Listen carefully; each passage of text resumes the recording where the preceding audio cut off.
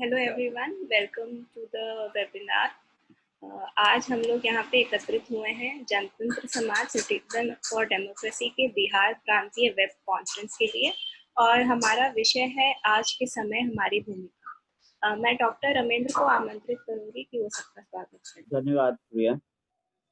जनतंत्र समाज citizen for democracy (CFD) के राष्ट्रीय अध्यक्ष और आज के हमारे मुख्य वक्ता हिरेमठ जी और इस वेब कॉन्फ्रेंस में शामिल सभी साथी, सबसे पहले मैं आप सबका जनतंत्र समाज बिहार द्वारा आयोजित इस वेब कॉन्फ्रेंस में स्वागत करता हूँ। सभी जानते हैं कि हम आज कोरोना काल पैंडेमिक महामारी के एक संकट काल से गुजर रहे हैं। जिस तरह संघीय सरकार और राज्य सरकार द्वारा बिना पूर्व तैयारी के और बेतरतीब तरीके से लॉकडाउन और अनलॉकडाउन किए गए, उसके कारण हमें एक ऐसी मानवीय ट्रेजेडी से गुजरना पड़ा जो कि आज़ादी और विभाजन के बाद की सबसे बड़ी मानवीय ट्रेजेडी थी। कोविड-19 डिजीज के कारण तो काफी लोगों की मौत हो ही चुकी है और इसके अलावा हमारे कई अप्रवासी मजदूर घर पहुंचने की कोशिश में मारे गए। कुछ ट्रेन और कार द्वारा कुचले गए, कुछ राह उलटने जैसे रोड हादसों के शिकार हुए और काफी देर से जब ट्रेनें चलाई भी गई तो वो इतने बेढंग ढंग से चलाई गई कि कुछ वहाँ पर हमारे प्रवासी मजदूर मारे गए।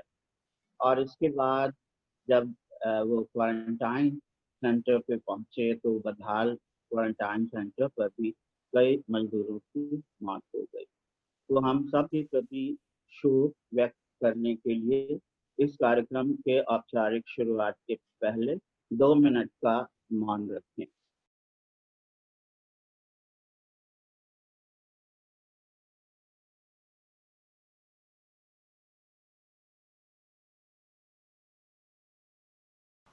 थैंक यू एवरीवन 2 मिनट का मौन रखने के लिए। हमारे मुख्य वक्ता हिरेमठ जी के बोलने के पहले मैं आपको जनतंत्र समाज और हिरेमठ जी का संक्षिप्त परिचय देना चाहती हूँ। जनतंत्र समाज सिटीजन फॉर डेमोक्रेसी या CFD लोकनायक जयप्रकाश नारायण द्वारा स्थापित एक गैर दलीय नॉन पार्टी संगठन है। इसका उद्देश्य लोकतंत्र की रक्षा करना तथा उसे और अधिक मजबूत बनाना है। जेपी इसके पहले अध्यक्ष थे।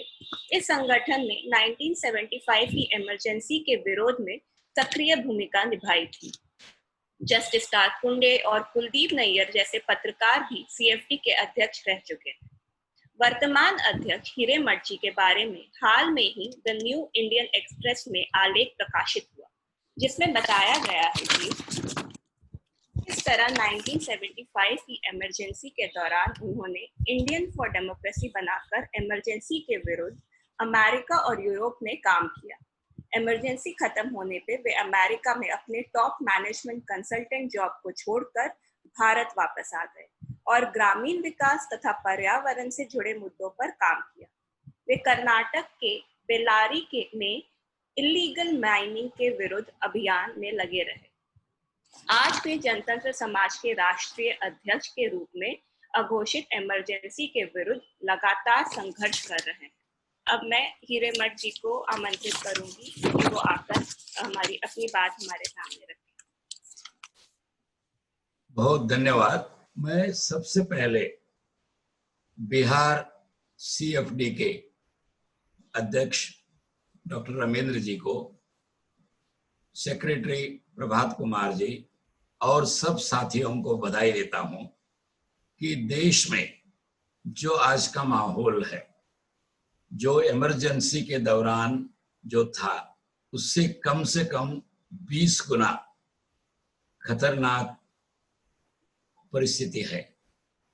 जिस तरह से आपने अभी जो बताए कि इमरजेंसी के समय में लोकनायक जयप्रकाश नारायण जी की लीडरशिप में फिर से प्रजाप्रभुत्व एस्टैब्लिश करने का जो एक ऐतिहासिक उनकी भूमिका रही, आज भी हम सब लोगों के सामने, खासकर सिविल सोसाइटी जो कहा जाता है, हमारा बहुत महत्व का एक फर्ज है।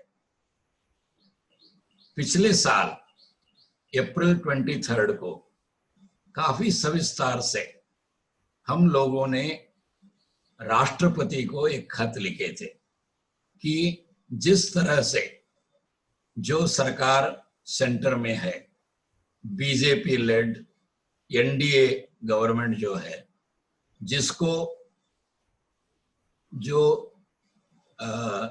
आरएसएस राष्ट्रीय स्वयं सेवक संघ लेड जो संघ परिवार का पूरा सपोर्ट है, आज हमारे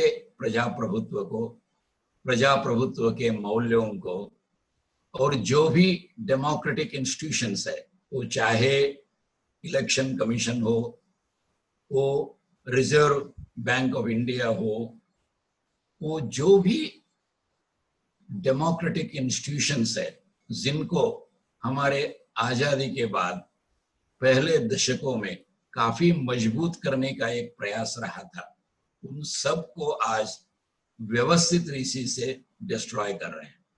क्योंकि ये जो संघ परिवार की जो सोच है, जो सिद्धांत है, उसको मैं अंग्रेजी में कहता हूं कि it is retrograde and dangerous. Retrograde इसीलिए कि वो आगे प्रगति दिशा में जाने के बदले में वो हमको पीछे ले जाने की कोशिश कर रहा है। डेंजरस इसीलिए है कि जो हमारे सुदीर्घ सृजनशील आजादी की लड़ाई, जो न केवल हमारे हिंदुस्तान को आजादी दिलवाई, लेकिन संसार भर में जो भी समानता के लिए, जो भी स्वतंत्रता के लिए जो मूवमेंट चले हैं, उनके लिए बहुत ही इंस्पिरेशनल रहा है। वो चाहे डॉक्टर मार्टिन लूथर किंग हो, जिन्होंने बहुत ही यशस्वी रीति से काले और गोरे लोगों की समानता, बीच में समानता के लिए जो उन्होंने बहुत महत्वपूर्ण आंदोलन छेड़ी थी late 1950s and in 60s। उन्होंने कहा था जब भारत को आए थे कि ये मेरे लिए एक विजिट नहीं है, एक पिलग्रिमेज है। जब मैं अमेरिका की सबसे बड़ी समस्या हम जो लोग समझते हैं अफ्रीकन अमेरिकन, उसके लिए किस तरह से हम लड़ाई करें, तो मैंने काफी दार्शनिकों को, चाहे कार्ल मार्क्स हो और भी बहुत सारे, जीन पॉल सार्त्र, सोक्रेटिस, जो भी हो, लेकिन मुझे जो बहुत ही महत्वपूर्ण, शांतिपूर्ण और बहुत ही प्रभावशाली जो लड़ाई के लिए एक स्वतंत्रता समानता की लड़ाई के लिए हमने जो गांधी जी से प्रेरणा ली, हिंदुस्तान की जो लंबी आजादी की लड़ाई के लिए ली, हमें कहीं भी नहीं मिला था। तो उसी तरह पिछले जो सेंचुरी है, उसके एक महान विश्व व्यक्ति हैं नेल्सन मंडेला। उन्होंने लॉन्ग वॉक टू फ्रीडम में जो लिखा है, उन्होंने भी स्पष्ट तरीके से कहा है कि हमारी जो अपर्थाइड, चंद लोगों की, माइनॉरिटी लोगों की एक बलात्कार की, एक ऑप्रेसिव रेजिम जो था साउथ अफ्रीका में, उससे लड़ाई, आंदोलन छेड़ के स्वतंत्रता लाने के लिए उन्होंने जो बहुत साल, जो रॉबिन आइलैंड में वर्ल्ड्स लॉन्गेस्ट प्रिजनर कहा जाता है, प्रिजनर ऑफ कॉन्शियंस, उन्होंने कहा था कि हमने भारत से, गांधी से बहुत प्रेरणा ली। लेकिन आज जो हम देख रहे हैं, उनसे प्रेरणा, उनका नाम तो जरूर इस्तेमाल करते हैं, वो स्वच्छता अभियान हो, जो भी हो, लेकिन उनके मूलभूत मौल्य थे, मूलभूत उनका सिद्धांत हो, आखिरी व्यक्ति को केंद्रीय व्यक्ति बना के हमको एक नया समाज, जिसको हमारे कॉन्स्टिट्यूशन में एनश्राइन किया गया है, स्वतंत्रता, समानता, न्याय और भ्रातृत्व के आधार पर एक नए समाज की उन्होंने जो सोच की थी, उन्होंने जो आइडिया ऑफ इंडिया की थी, उसके बिल्कुल एक खिलाफ कर रहे हैं। हिंदू मुस्लिम यूनिटी, आखिर तक गांधी जी ने जो एक बहुत ही महत्वपूर्ण प्रेरणादायक लड़ाई की है, जिस तरह से माउंटन बैटन जी ने कहा था कि पंजाब पर पूरा जो पार्टीशन की वायलेंस चल रही है, one man army Gandhi ji ने नौखाली जाके वहां जो शांति स्थापना की है वो बहुत प्रेरणादायक था। उनके जो मूल्य हैं, उनके जो भारत की एक कल्पना, भारत की एक उन्होंने एक आदर्श समाज बनाने की थी, उसके बिल्कुल खिलाफ आज है। तो इसीलिए हमें बहुत ही सतर्कता से काम लेना है और इसको हमें अच्छी तरह से जानना है। आज के हालात के बारे में, जैसे कुलदीप नैयर जी एक वरिष्ठ पत्रकार थे, एक वरिष्ठ पत्रकार हरीश खरे जो हाल ही में चंडीगढ़ के मशहूर, जैसे हमारे चेन्नई में हिंदू है ट्रिब्यून, दी ट्रिब्यून, उसके एडिटर इन चीफ रहे, उन्होंने हाल ही में दी वायर उसमें जो लेख लिखा है उसमें अच्छी तरह से उसकी वर्णन की है। वो संक्षेप में मैं उसका आपके सामने रखना चाहूंगा। क्षमा करना, 1 मिनट मुझे वो ढूंढने के लिए समय लेना पड़ा। वो कहते हैं आज का जो सरकार है, जैसे इमरजेंसी के समय में मिसेस इंदिरा गांधी का जो ऑथोरिटेरियन रेजीम हुआ था, वैसे ही जो आज के प्रधानमंत्री है, आज का जो सरकार है, उनकी जो अप्रोच है उसके बारे में वो स्पष्ट तरीके से लिखते हैं कि there is no doubt that Narendra Modi has overstepped every single red line that ought to have inviolable sanctity in a democracy। एक प्रजातंत्र में उसकी रक्षा करने के लिए जो ओथ लेते हैं कॉन्स्टिट्यूशन पर हाथ रख के, उसके खिलाफ जो भी सैंक्टिटी है, जो लिमिट से ज्यादा नहीं जाना चाहिए, जो लक्ष्मण रेखा भी कहा जाता है, उन्होंने हर एक ऐसे को पार किया है।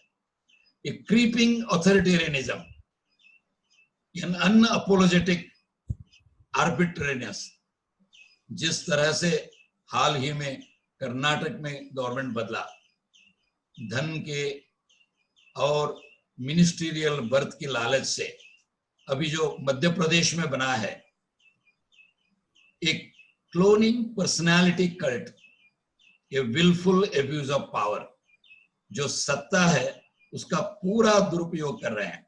ब्राउ बीटिंग ऑफ द जुडिशियरी, जिस तरह से जज लोया का एक सिर्फ इंक्वायरी मांग रहे थे, काफी कुछ प्राइमा फेसी एविडेंस के बाद में वो नहीं हो पाया मालूम है, और उसके बाद में जो राफेल डील की बात है, जो इलेक्टोरल बॉन्ड्स जिसमें 90% पैसा सिर्फ बीजेपी को मिला, उस पर भी कोई जांच नहीं हो पाई है। सैकलिंग ऑफ द मीडिया, आज मीडिया को जिस तरह से इंदिरा गांधी जी ने सेंसरशिप किया था, आज वो सेल्फ सेंसरशिप कर रहे हैं। जिस तरह से इंडिपेंडेंट माइंडेड करेजियस पत्रकर्ता लोगों को किस तरह से वहां से हटा गया है, वो सभी स्टोरीज आपको मालूम है। Much more cumulatively, Indian constitutional democracy stands drained of all its vitality। जो हमारा एक जनतंत्र, जो वाइब्रेंट, जो इफेक्टिव जनतंत्र था, उसको उन्होंने पूरा उसकी आजीविका की जो शक्ति है उसको निचोड़ दिया है। तो ये जो माहौल आज बना है उसके बारे में हमको गहराई से सोचना है, और ये हालात क्यों आया है इसके बारे में आत्मावलोकन भी करना है। और मैंने इसके बारे में साथियों के साथ सोच के, हम जिस तरह से इमरजेंसी के समय में, वो चाहे हमारे दूसरा प्रेसिडेंट जस्टिस MC छागला जो बंबई हाईकोर्ट के मुख्य न्यायाधीश थे, और 1973 में जब मिसेस इंदिरा गांधी ने as prime minister 3 senior most जजेस को सुपरसीड करके जो मिस्टर रे को चीफ जस्टिस बनाया गया है, उस समय में वो सुप्रीम कोर्ट बार एसोसिएशन के प्रेसिडेंट थे। पूरा सुप्रीम कोर्ट एक दिन के लिए बंद हो गया था। उन्होंने जो प्रभावशाली प्रतिभटन किया, जयप्रकाश जी बहुत संतुष्ट हुए थे और उन्होंने कहा कि जो भी आपने भूमिका इमरजेंसी के पहले से खासकर इमरजेंसी में जो किया है उसको लिखिए। उसको उन्होंने ही उनकी जो बहुत महत्वपूर्ण और प्रेरणादायक जो उनकी लेखन है, उनकी एक आत्मकथा है रोजेस इन दिसंबर। इसमें खासकर इमरजेंसी के हाइट में 12 अक्टूबर 1975 में all India civil liberties union का जो कॉन्फ्रेंस हुआ था, जिसकी अध्यक्षता सुप्रीम कोर्ट के पूर्व न्यायाधीश उन्होंने अध्यक्षता की थी, उसमें जिस तरह से प्रेरणादायक उन्होंने ये भाषण दिया, हम लोग जो हाल ही में आज परिचय करते हुए बताया गया, अमेरिका में जो यंग लोग हम इमरजेंसी के खिलाफ प्रतिरोध कर रहे थे, जब हमारे एम्बेसडर टी.एन. कौल शिकागो को आए थे, हाई टी उनके ऑनर में रखा गया था, उस समय में हमने हजारों प्रतियां उनके जो प्रेरणादायक जो स्पीच उधर दिए हैं हमने बांटा। और अंत में वो कहते हैं कि India has survived many a crisis, it will survive Indira and her constitutional dictatorship, when the night is darkest dawn is not far off। तो वो प्रेरणादायक से हम नौजवान लोग वहां इमरजेंसी के खिलाफ एक सशक्त अंतरराष्ट्रीय पब्लिक ओपिनियन बनाने के लिए वो प्रेरणादायक रहा। उनका जो वो है वो इस किताब में अनक्षर में है। सिटीजन्स फॉर डेमोक्रेसी बिल्कुल एक ग्लोरियस हिस्ट्री है इमरजेंसी में। अब डॉक्टर रमेंद्र जी को, हमारे सब साथियों को, आज हम सब लोग मिलके अपने सामूहिक शक्ति को इकट्ठा करके ऐसे समान मनस्क नेटवर्क जो हैं, संगठन जो हैं, उन सब के साथ मिला के हमको जिस तरह से सिटीजन्स फॉर डेमोक्रेसी ने एक महत्व की भूमिका सिविल सोसाइटी की तरफ से इमरजेंसी के समय में किया था, वैसा ही एक भूमिका करने की बहुत जरूरत है। इस सिलसिले में मैं आखिरी एक स्पेसिफिक कैंपेन के बारे में कह के मैं आपके सामने कुछ निर्दिष्ट सलाह मतलब सजेशंस रखना चाहूंगा। मुझे थोड़ा क्षमा करना क्योंकि हिंदी मेरी मातृभाषा नहीं है, जनरली मैं अंग्रेजी में बोलता हूँ, बट लेकिन काफी साथी लोग उधर जो हिंदी में बात करते हैं तो उनके लिए मैं ये कोशिश कर रहा हूं। तो मैं चाहता हूं कि दो महत्व के मुद्दे हमको अभी व्यवस्थित रीति से और एक इफेक्टिव जो उसका नतीजा अच्छा निकले ऐसा हमको करने की जरूरत है। दो मैं कहूंगा। एक है कि डॉक्टर आनंद तेलतुंबडे, आप सब लोग जानते हैं कि he is a very highly respected, जिसको कहा जाता है public intellectual. Professor Romila Thapar उसी नाम की किताब में वो निखिल चक्रवर्ती जो मेन स्ट्रीम के अध्यक्ष थे, उनको जब सरकार पद्म अवार्ड, पद्म विभूषण अवार्ड देते हैं तो वो बोलते हैं कि हम इसको स्वीकार नहीं करेंगे, क्योंकि हमारा यह फर्ज बनता है कि जो अधिकार में है, जो सत्ता में है, उनको सच्चाई क्या है, लोगों की हालत क्या है, विदाउट फियर और फेवर हमको व्यवस्थित रीति से उसको प्रकट करना पड़ता है।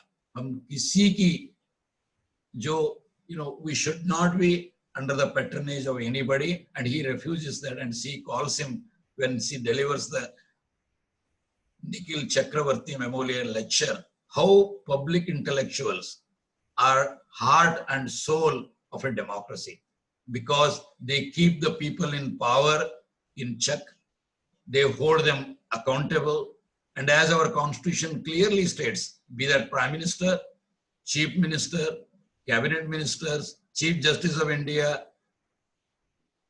लोक सभा के सभापति रहे, जो भी है वो सभी पब्लिक सर्वेंट्स हैं। लोगों के साथ में हाथ में अल्टीमेट पॉलिटिकल पावर है। हमको ये public servants must be held accountable for their acts of commission and omission. जो भी गलती करते हैं हम उसको पब्लिक में लाना चाहिए। ऐसे जो इंटेलेक्चुअल्स है, जिस तरह से इंदिरा गांधी जी ने वो नक्सल को कंट्रोल करने की वजह से मिसाल आई थी 1970-71 में, तो उसी को गलत इस्तेमाल करके हजारों political prisoners, tens of thousands of political prisoners जिस तरह से किए, आज अनलॉफुल एक्टिविटीज प्रिवेंशन एक्ट उसको पूरी तरह से गलत करके डॉक्टर आनंद तेलतुंबडे, नवलाखा, सुधा भारद्वाज, जो गरीब लोगों के साथ, आदिवासी लोगों के साथ जिनकी जीविका, जो सुप्रीम कोर्ट कहता है right to life, article 21 is right to a dignified life, वो बनाने के लिए कोशिश कर रहे हैं, उन पर कल्पना लोक से वो जो चार्ज कर रहे हैं। आज जो नॉर्थ ईस्ट दिल्ली में जो रिसेंटली वायलेंस हुआ है, किस तरह से आज होम मिनिस्ट्री, जो लोग योगेंद्र यादव हो और भी जो भी साथी हैं, जो पीड़ित लोगों को वो वायलेंस को डील करने के लिए और लोगों को धैर्य देने के लिए जो हुआ है उसको किस तरह से सत्य को बाहर लाने के लिए प्रयास कर रहे, उनको चार्जशीट में डाला जाता है।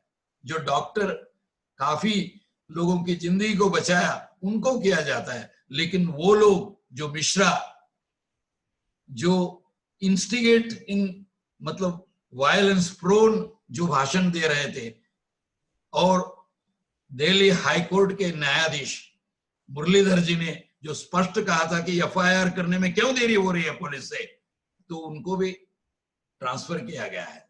तो ये सब दिखाता है कि जो लोग डेमोक्रेसी को सुरक्षित रखने के लिए, मजबूत बनाने के लिए कोशिश कर रहे हैं, उनको जिस तरह से हैरासमेंट कर रहा है, जिस तरह से उनको जेल में रख रहे हैं, एंड इसीलिए हम चाहते हैं कि शायद आप लोग सभी जानते हैं, तेलतुंबडे जी जो अंबेडकर फैमिली जी आते हैं, ऑन अप्रैल 14, 2020 मतलब डॉक्टर अंबेडकर के जन्मदिन पर उनको जेल भेजा है, नवलाखा को और सभी लोगों को।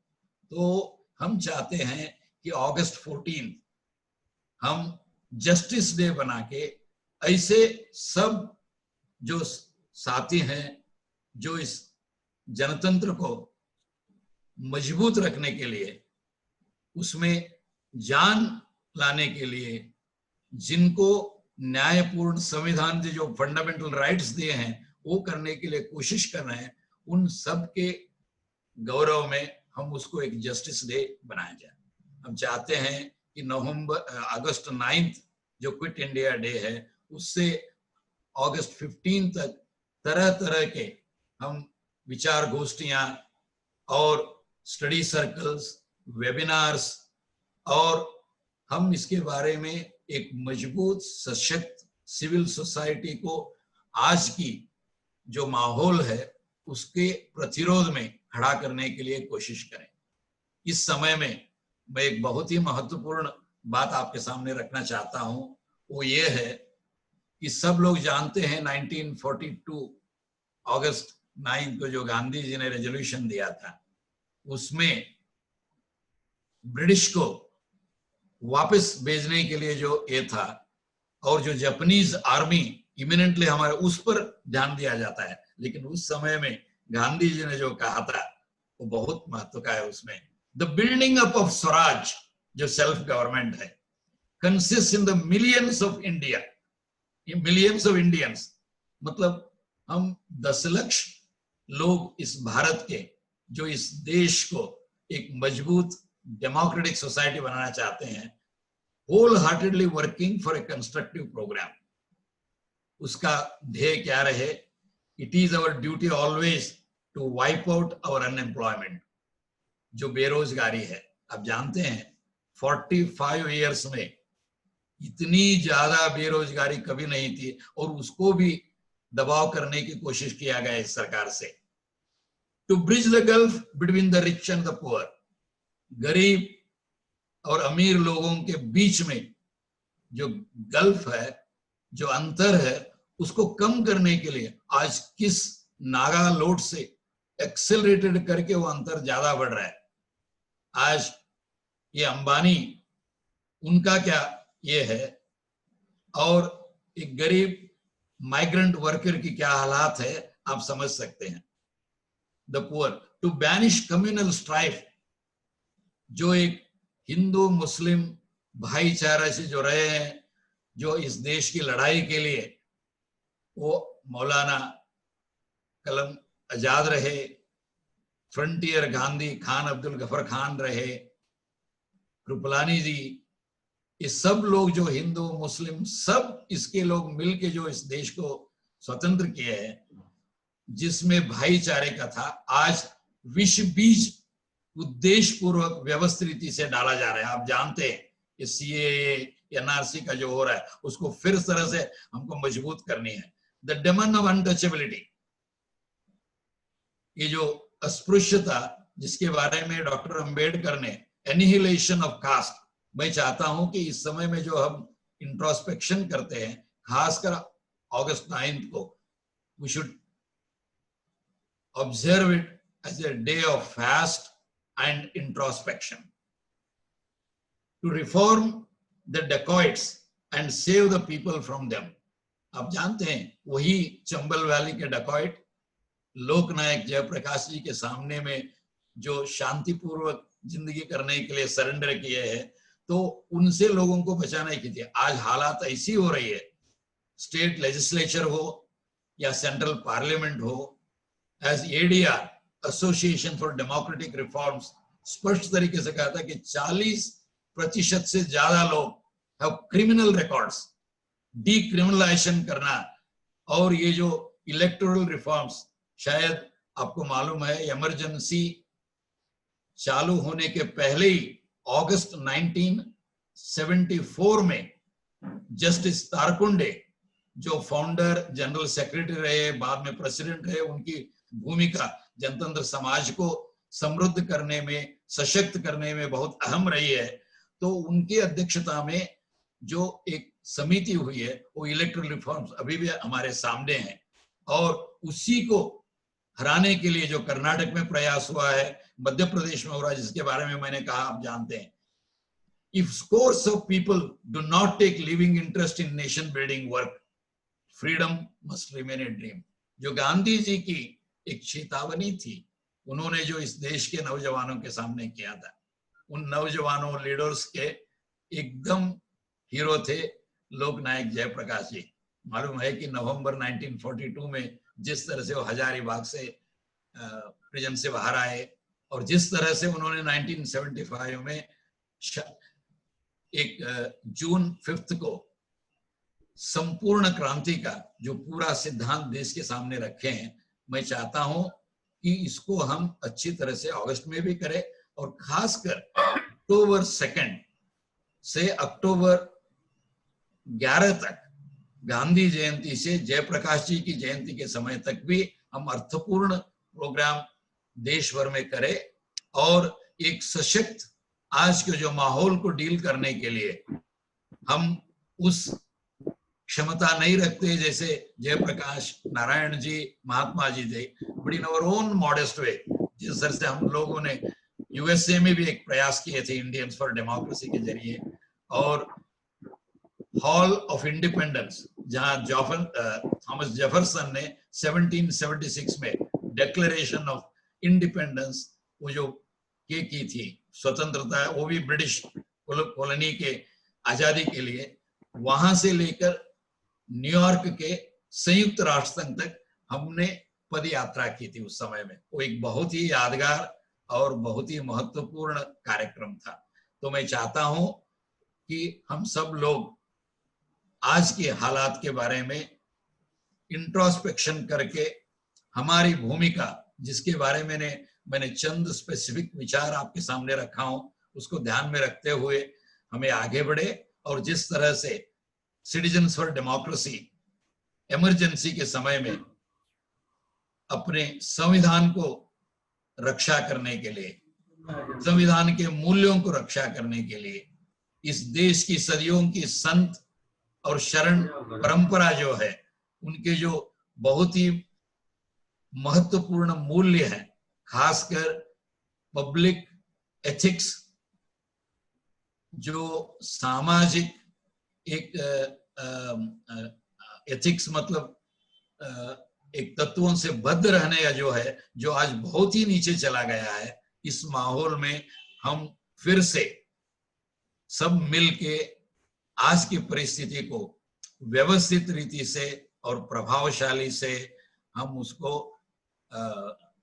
मतलब डील करें इस चैलेंज को, और इसमें हमारी भूमिका को हमारी पूरी ताकत के साथ निभाए। फिर से जनतंत्र को, जो लोकनायक जयप्रकाश नारायण जी ने जो किया था, उस उद्देश्य के लिए हम अपना पूरा ताकत और जिंदगी को डिवोट करें।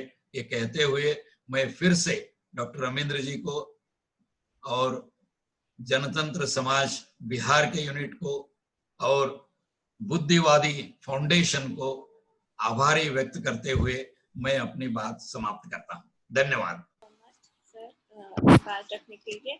अब मैं डॉक्टर रमेंद्र को आमंत्रित करूंगी कि वो हमारे सामने विषय प्रवेश। धन्यवाद हिरेमठ जी, आपके प्रेरणादायक वक्तव्य के लिए।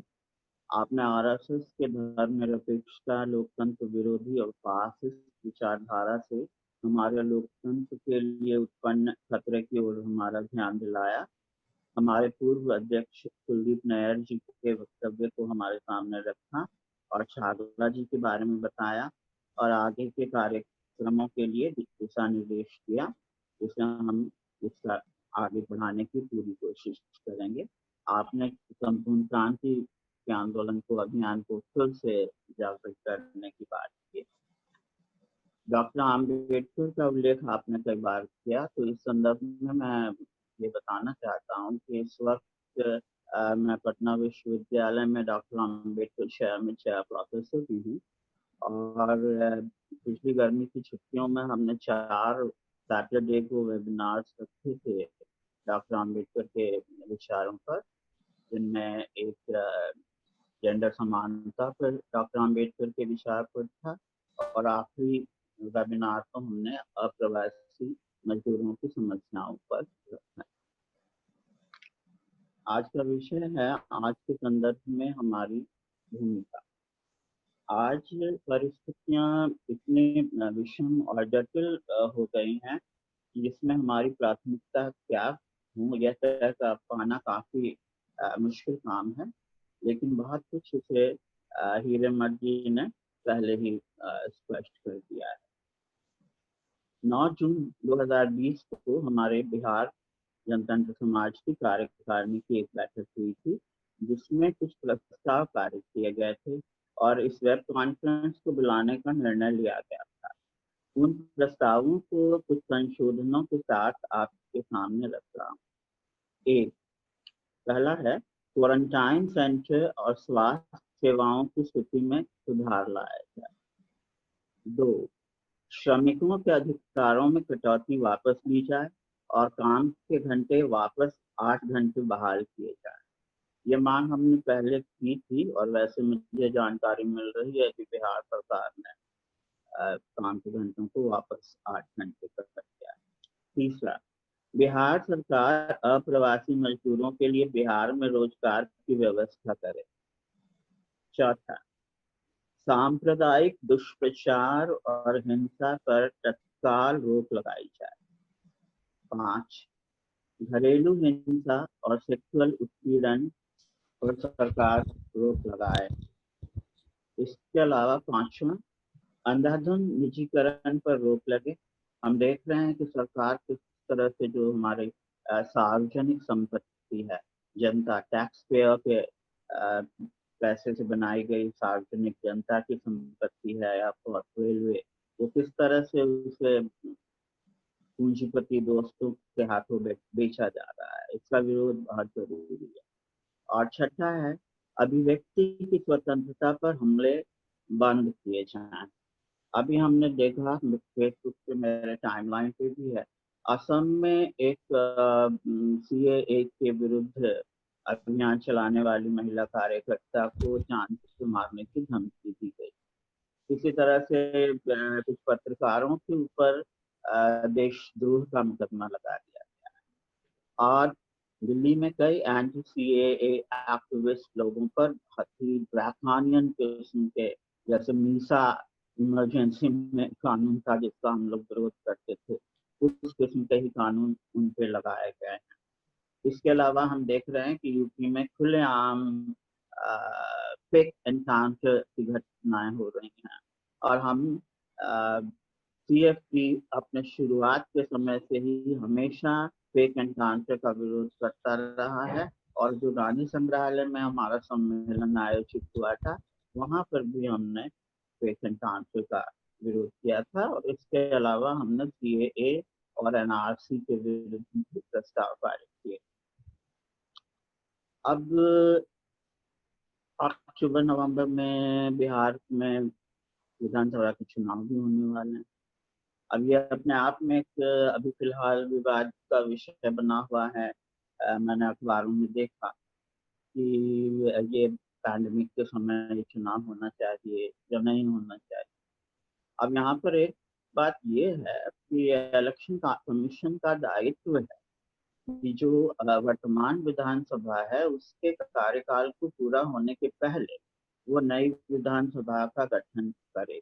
अगर ऐसा नहीं होता है तो ये कॉन्स्टिट्यूशनल क्राइसिस हो जाएगा। ये समय बिहार में टीएन शेषन जब थे चुनाव आयोग के अध्यक्ष, उस वक्त भी ऐसी स्थिति पैदा हुई थी, तो उस वक्त लेकिन सिर्फ 2-3 दिनों के लिए तब राष्ट्रपति शासन लगाना पड़ा।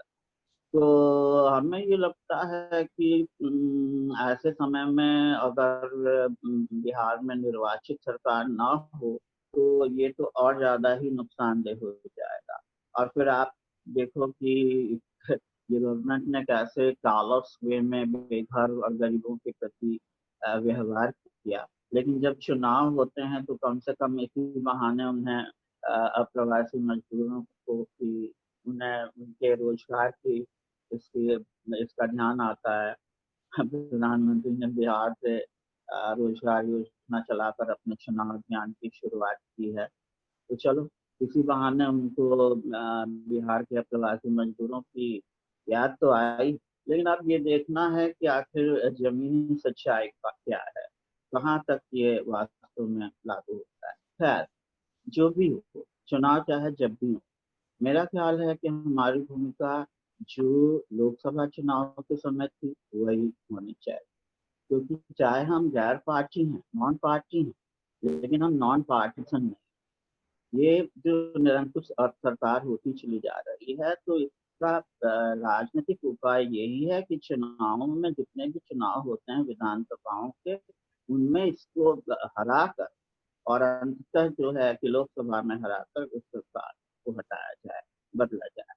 तो इसलिए मेरे ख्याल से यही भूमिका होनी चाहिए कि हम राजनीतिक दलों से अपील करें कि वो बीजेपी और आरएसएस के उम्मीदवारों के विरुद्ध एक संयुक्त उम्मीदवार खड़ा करें और जहाँ तक संभव हो, और अगर राजनीतिक दल ऐसा नहीं कर पाते तो हम मतदाताओं से ये अपील करें कि वो अपने स्तर पर ये निर्धारित करें कि कौन सबसे ही सशक्त और धर्मनिरपेक्ष और समतावादी उम्मीदवार है और उसको समर्थन देकर जो फासिस्ट ताकतें हैं, जो हमारे लोकतंत्र के लिए आज खतरा बन गई है सबसे बड़ा, उसको बर्दाश्त करें।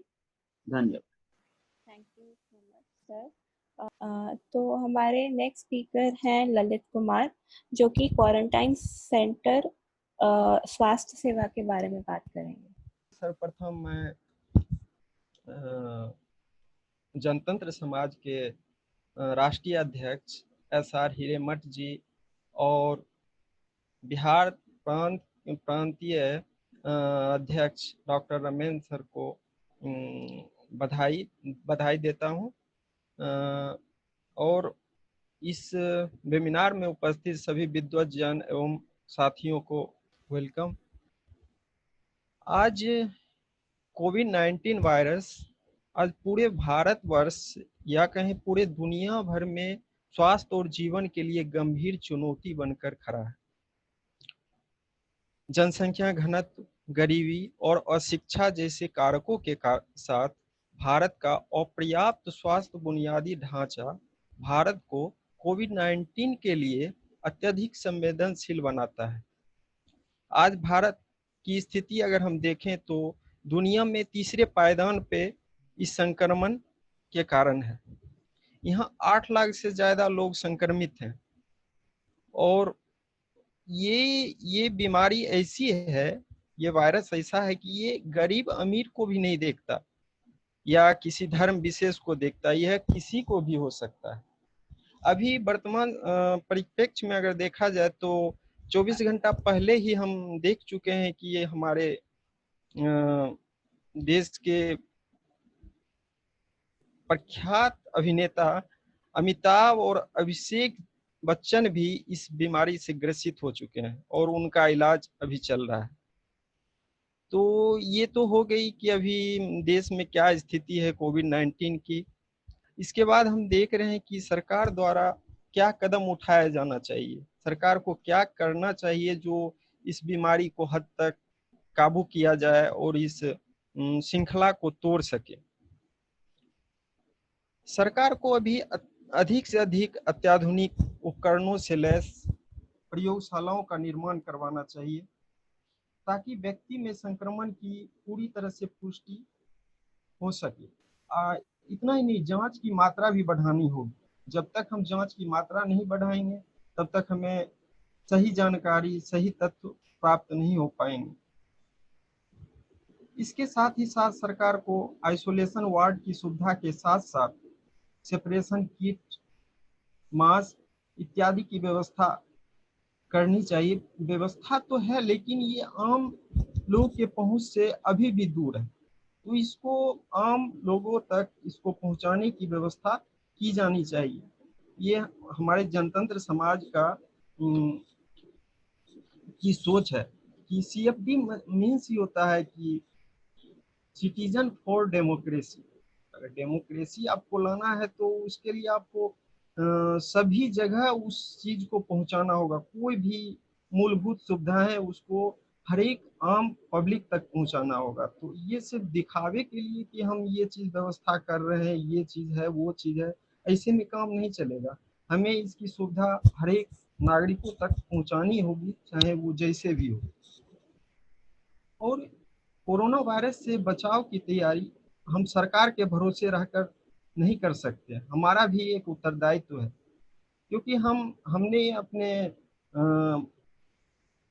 पहले के क्वारंटाइन सेंटरों की स्थिति को देख चुके हैं कि वहाँ पे कैसे अप्रवासी मजदूर जो आ रहे थे उनके साथ कैसा बर्ताव किया जा रहा था, या कोई आम पब्लिक ही ग्रसित होते थे तो उनको क्वारंटाइन सेंटर में कैसी सुविधाएं दी जाती थी, उन पे कैसे अत्याचार किए जाते थे, जानवरों जैसा सलूक किया जाता था। खाना दिया जाता था तो खाना फेंक के दिया जाता था, ऐसे लग रहा था कि ये क्या है, इसका कोई अस्तित्व ही नहीं है। अतः हमें आम लोगों को भी चाहिए कि इसके लिए हमें खुद सोचना पड़ेगा, हमें खुद इसके लिए उत्तरदायित्व लेना पड़ेगा कि इससे हम कैसे बचें। भारतीय स्वास्थ्य क्षेत्र में अनेक समस्याएं भी उपस्थित हैं। यहाँ पे प्रशिक्षित डॉक्टरों की अत्यधिक कमी है। इतना ही नहीं, झोला छाप संस्कृति का यहाँ पे बहुत बड़ा योगदान है इस भारतीय संस्कृति में कि झोला छाप डॉक्टरों की अत्यधिक कमी, मतलब अत्यधिक वृद्धि हो गई है। अस्पताल में बेडों की अपर्याप्त कमी है, पर्याप्त व्यवस्था नहीं है और अपने काम को अंजाम देते समय हमें फिजिकल डिस्टेंस को बनाए रखना होगा। यहाँ पे बहुत लोग बोलते होंगे कि सोशल डिस्टेंस, लेकिन यहाँ पे सोशल डिस्टेंस अगर हम बनाते हैं तो हम तो लोगों से कट जाएंगे, फिर एक दूसरे की बातों को हम कैसे जान पाएंगे, कैसे एक दूसरे के दुख दर्द को हम समझ पाएंगे। यहाँ सोशल डिस्टेंस नहीं, हमें फिजिकल डिस्टेंस बनाना होगा। और इसके साथ ही घर से बाहर जब भी निकलें तो ग्लव्स, सैनिटाइजर, मास्क इत्यादि को लगा के ही निकले। लापरवाही से आप सैकड़ों लोगों को बीमार कर सकते हैं। बस मेरा इतना ही अपना विचार है। Thank you. Thank you so much Lalit. Professor Jyotimala हमारे साथ वापस से जुड़ गई हैं, तो मैं उनको वापस से आमंत्रित करना चाहूँगी कि वो आकर हमारे सामने घरेलू हिंसा और सेक्सुअल उत्पीड़न के बारे में अपनी बात रखें। I'm here to talk about domestic violence. इस पैंडेमिक पीरियड में किस तरह से महिलाओं को डोमेस्टिक वायलेंस का सामना करना पड़ा है, और ये बात हमारी सरकार ने बिल्कुल भी इस पर कहीं भी कोई अटेंशन पे नहीं किया है। तो मेरा आज का यही टॉपिक है, 2 मिनट में इस पर ही बोलना चाहूँगी, और मेरे कुछ सजेशंस भी हैं साथ में, जो कि मैं रिक्वेस्ट करूँगी कि वो सब अगर इम्प्लीमेंट हों। तो सबसे पहले I'll start by discussing domestic violence in just 2 lines. Domestic violence involves not only physical but also psychological, sexual, financial, and emotional abuse. Any act of assault, threats, humiliation are all considered as acts of violence. Although home is considered to be the safest place for all of us, but unfortunately women के लिए उनका अपना घर भी safest place नहीं है, क्योंकि उनके हिंसा की जाती है। तो और इस पैंडेमिक के दौरान ऑल ओवर वर्ल्ड ये हिंसा का जो रेट है वो 2 गुना 3 गुना बढ़ गया है, और जो all over the world victims of domestic violence are more vulnerable and at risk to a new degree of violence. Here in India, the NCW, National Commission of Women, first raised an urgent alert about the increasing number of domestic violence cases since the national lockdown began on 23rd March. When the government and people in general are grappling with the pandemic and leading a life under lockdown to prevent the spread of coronavirus since the last week of March, many women in the state to face here to mention a very important point of our union minister. I have read this. It is in Hindu. The Hindu में new Delhi addition जून 8, 2020 के newspaper में मैंने पढ़ा कि जब हमारी union minister से ये पूछा गया कि क्या पैंडेमिक के दौरान इन ये डोमेस्टिक वायलेंस में कहीं कोई इंक्रीमेंट हुई है, तो इसका उन्होंने रिप्लाई किया कुछ इस तरह किया, replying to this question that the lockdown has increased domestic violence and women are not being able to even lodge complaints or FIR, our union minister retorted, no, it is false. Every state has a police line functioning. We have rescued many women, and we are providing rehabilitation shelters, etc. But the scenario is totally different. जब और भी analysis की गई, मैंने और जगहों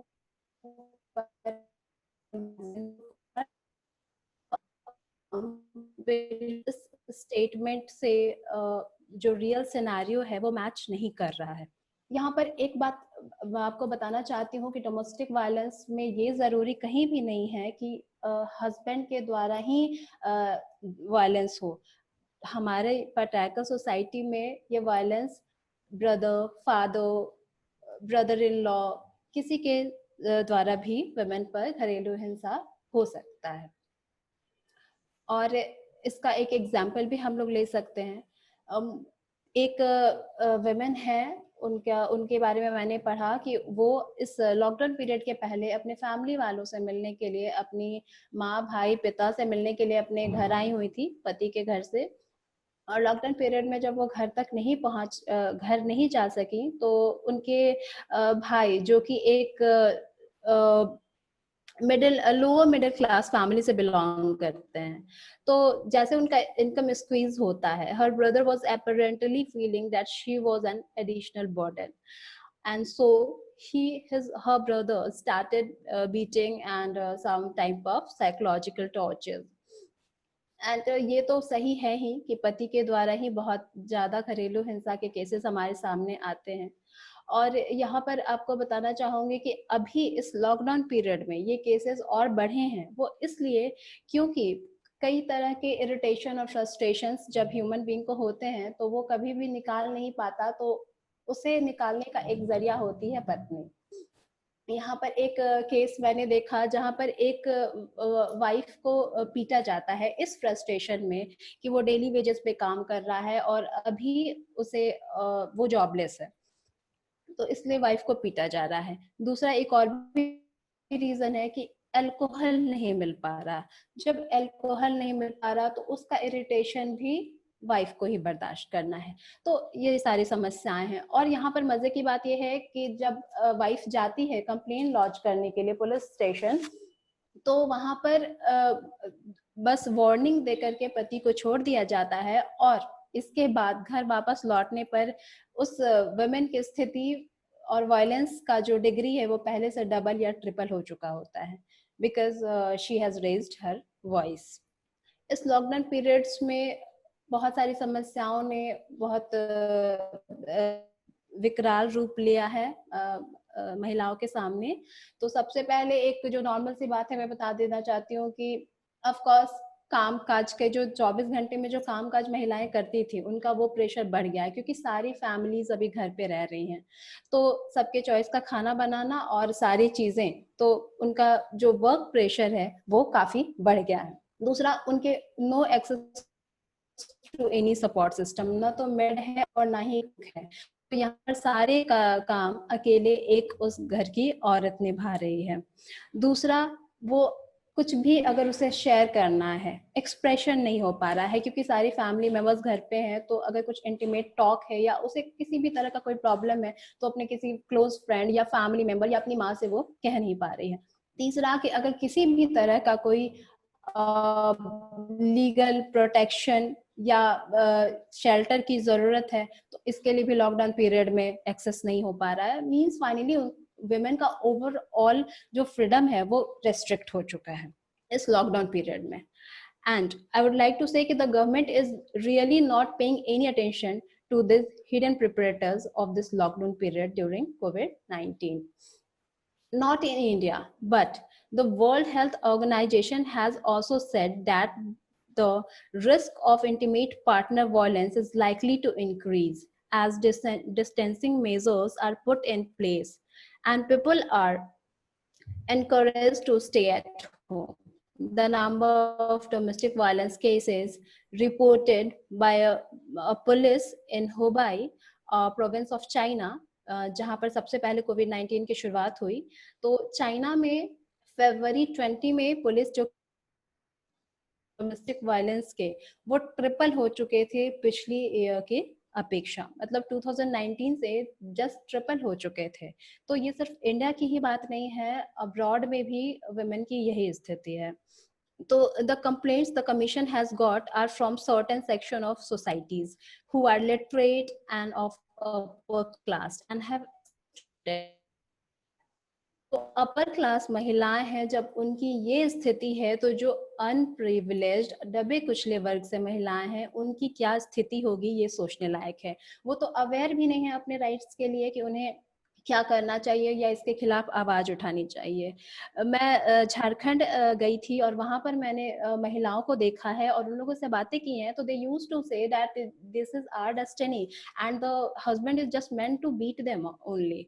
तो इस तरह के माइंडसेट है अनप्रिविलेज्ड महिलाओं में, उनके पास अवेयरनेस नहीं है, वो अपने राइट से अवेयर नहीं है।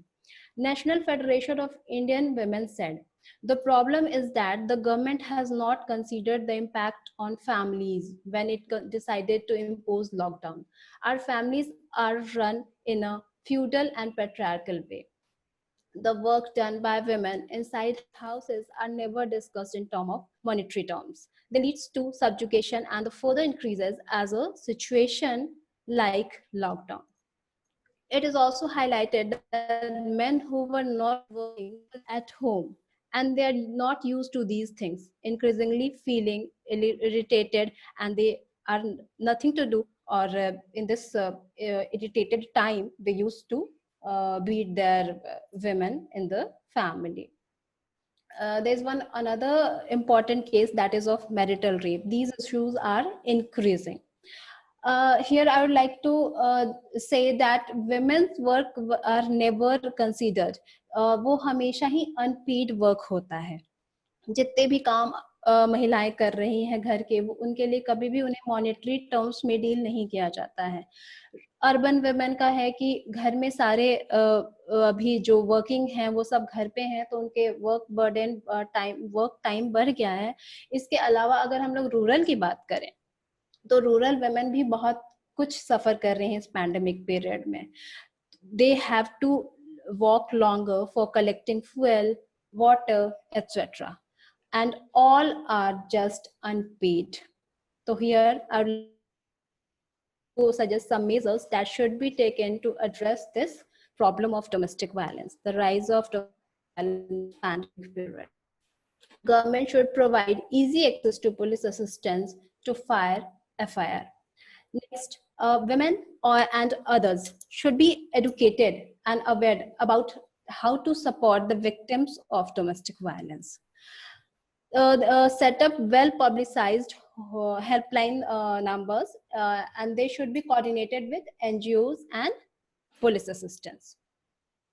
Counseling should be provided to the victims as they are in dire need of it, because physical violence is not only physical, it becomes psychological automatically. So counseling is very much important. Besides, medical facilities and rehabilitation shelter services should be developed more and more. And if needed, lawyers facility should also be available. So if these things, if these measures will be available or developed, I think जो women की स्थिति है, जो हिंसा का दर है, वो उसमें शायद बहुत ही कमी आ जाए. धन्यवाद. Thank you so much professor Jyotimala. अब मैं आमंत्रित करना चाहूंगी प्रोफेसर साजिदा को, जो कि असिस्टेंट प्रोफेसर हैं लखनऊ, आकर ग्राउंड रिपोर्ट देंगी.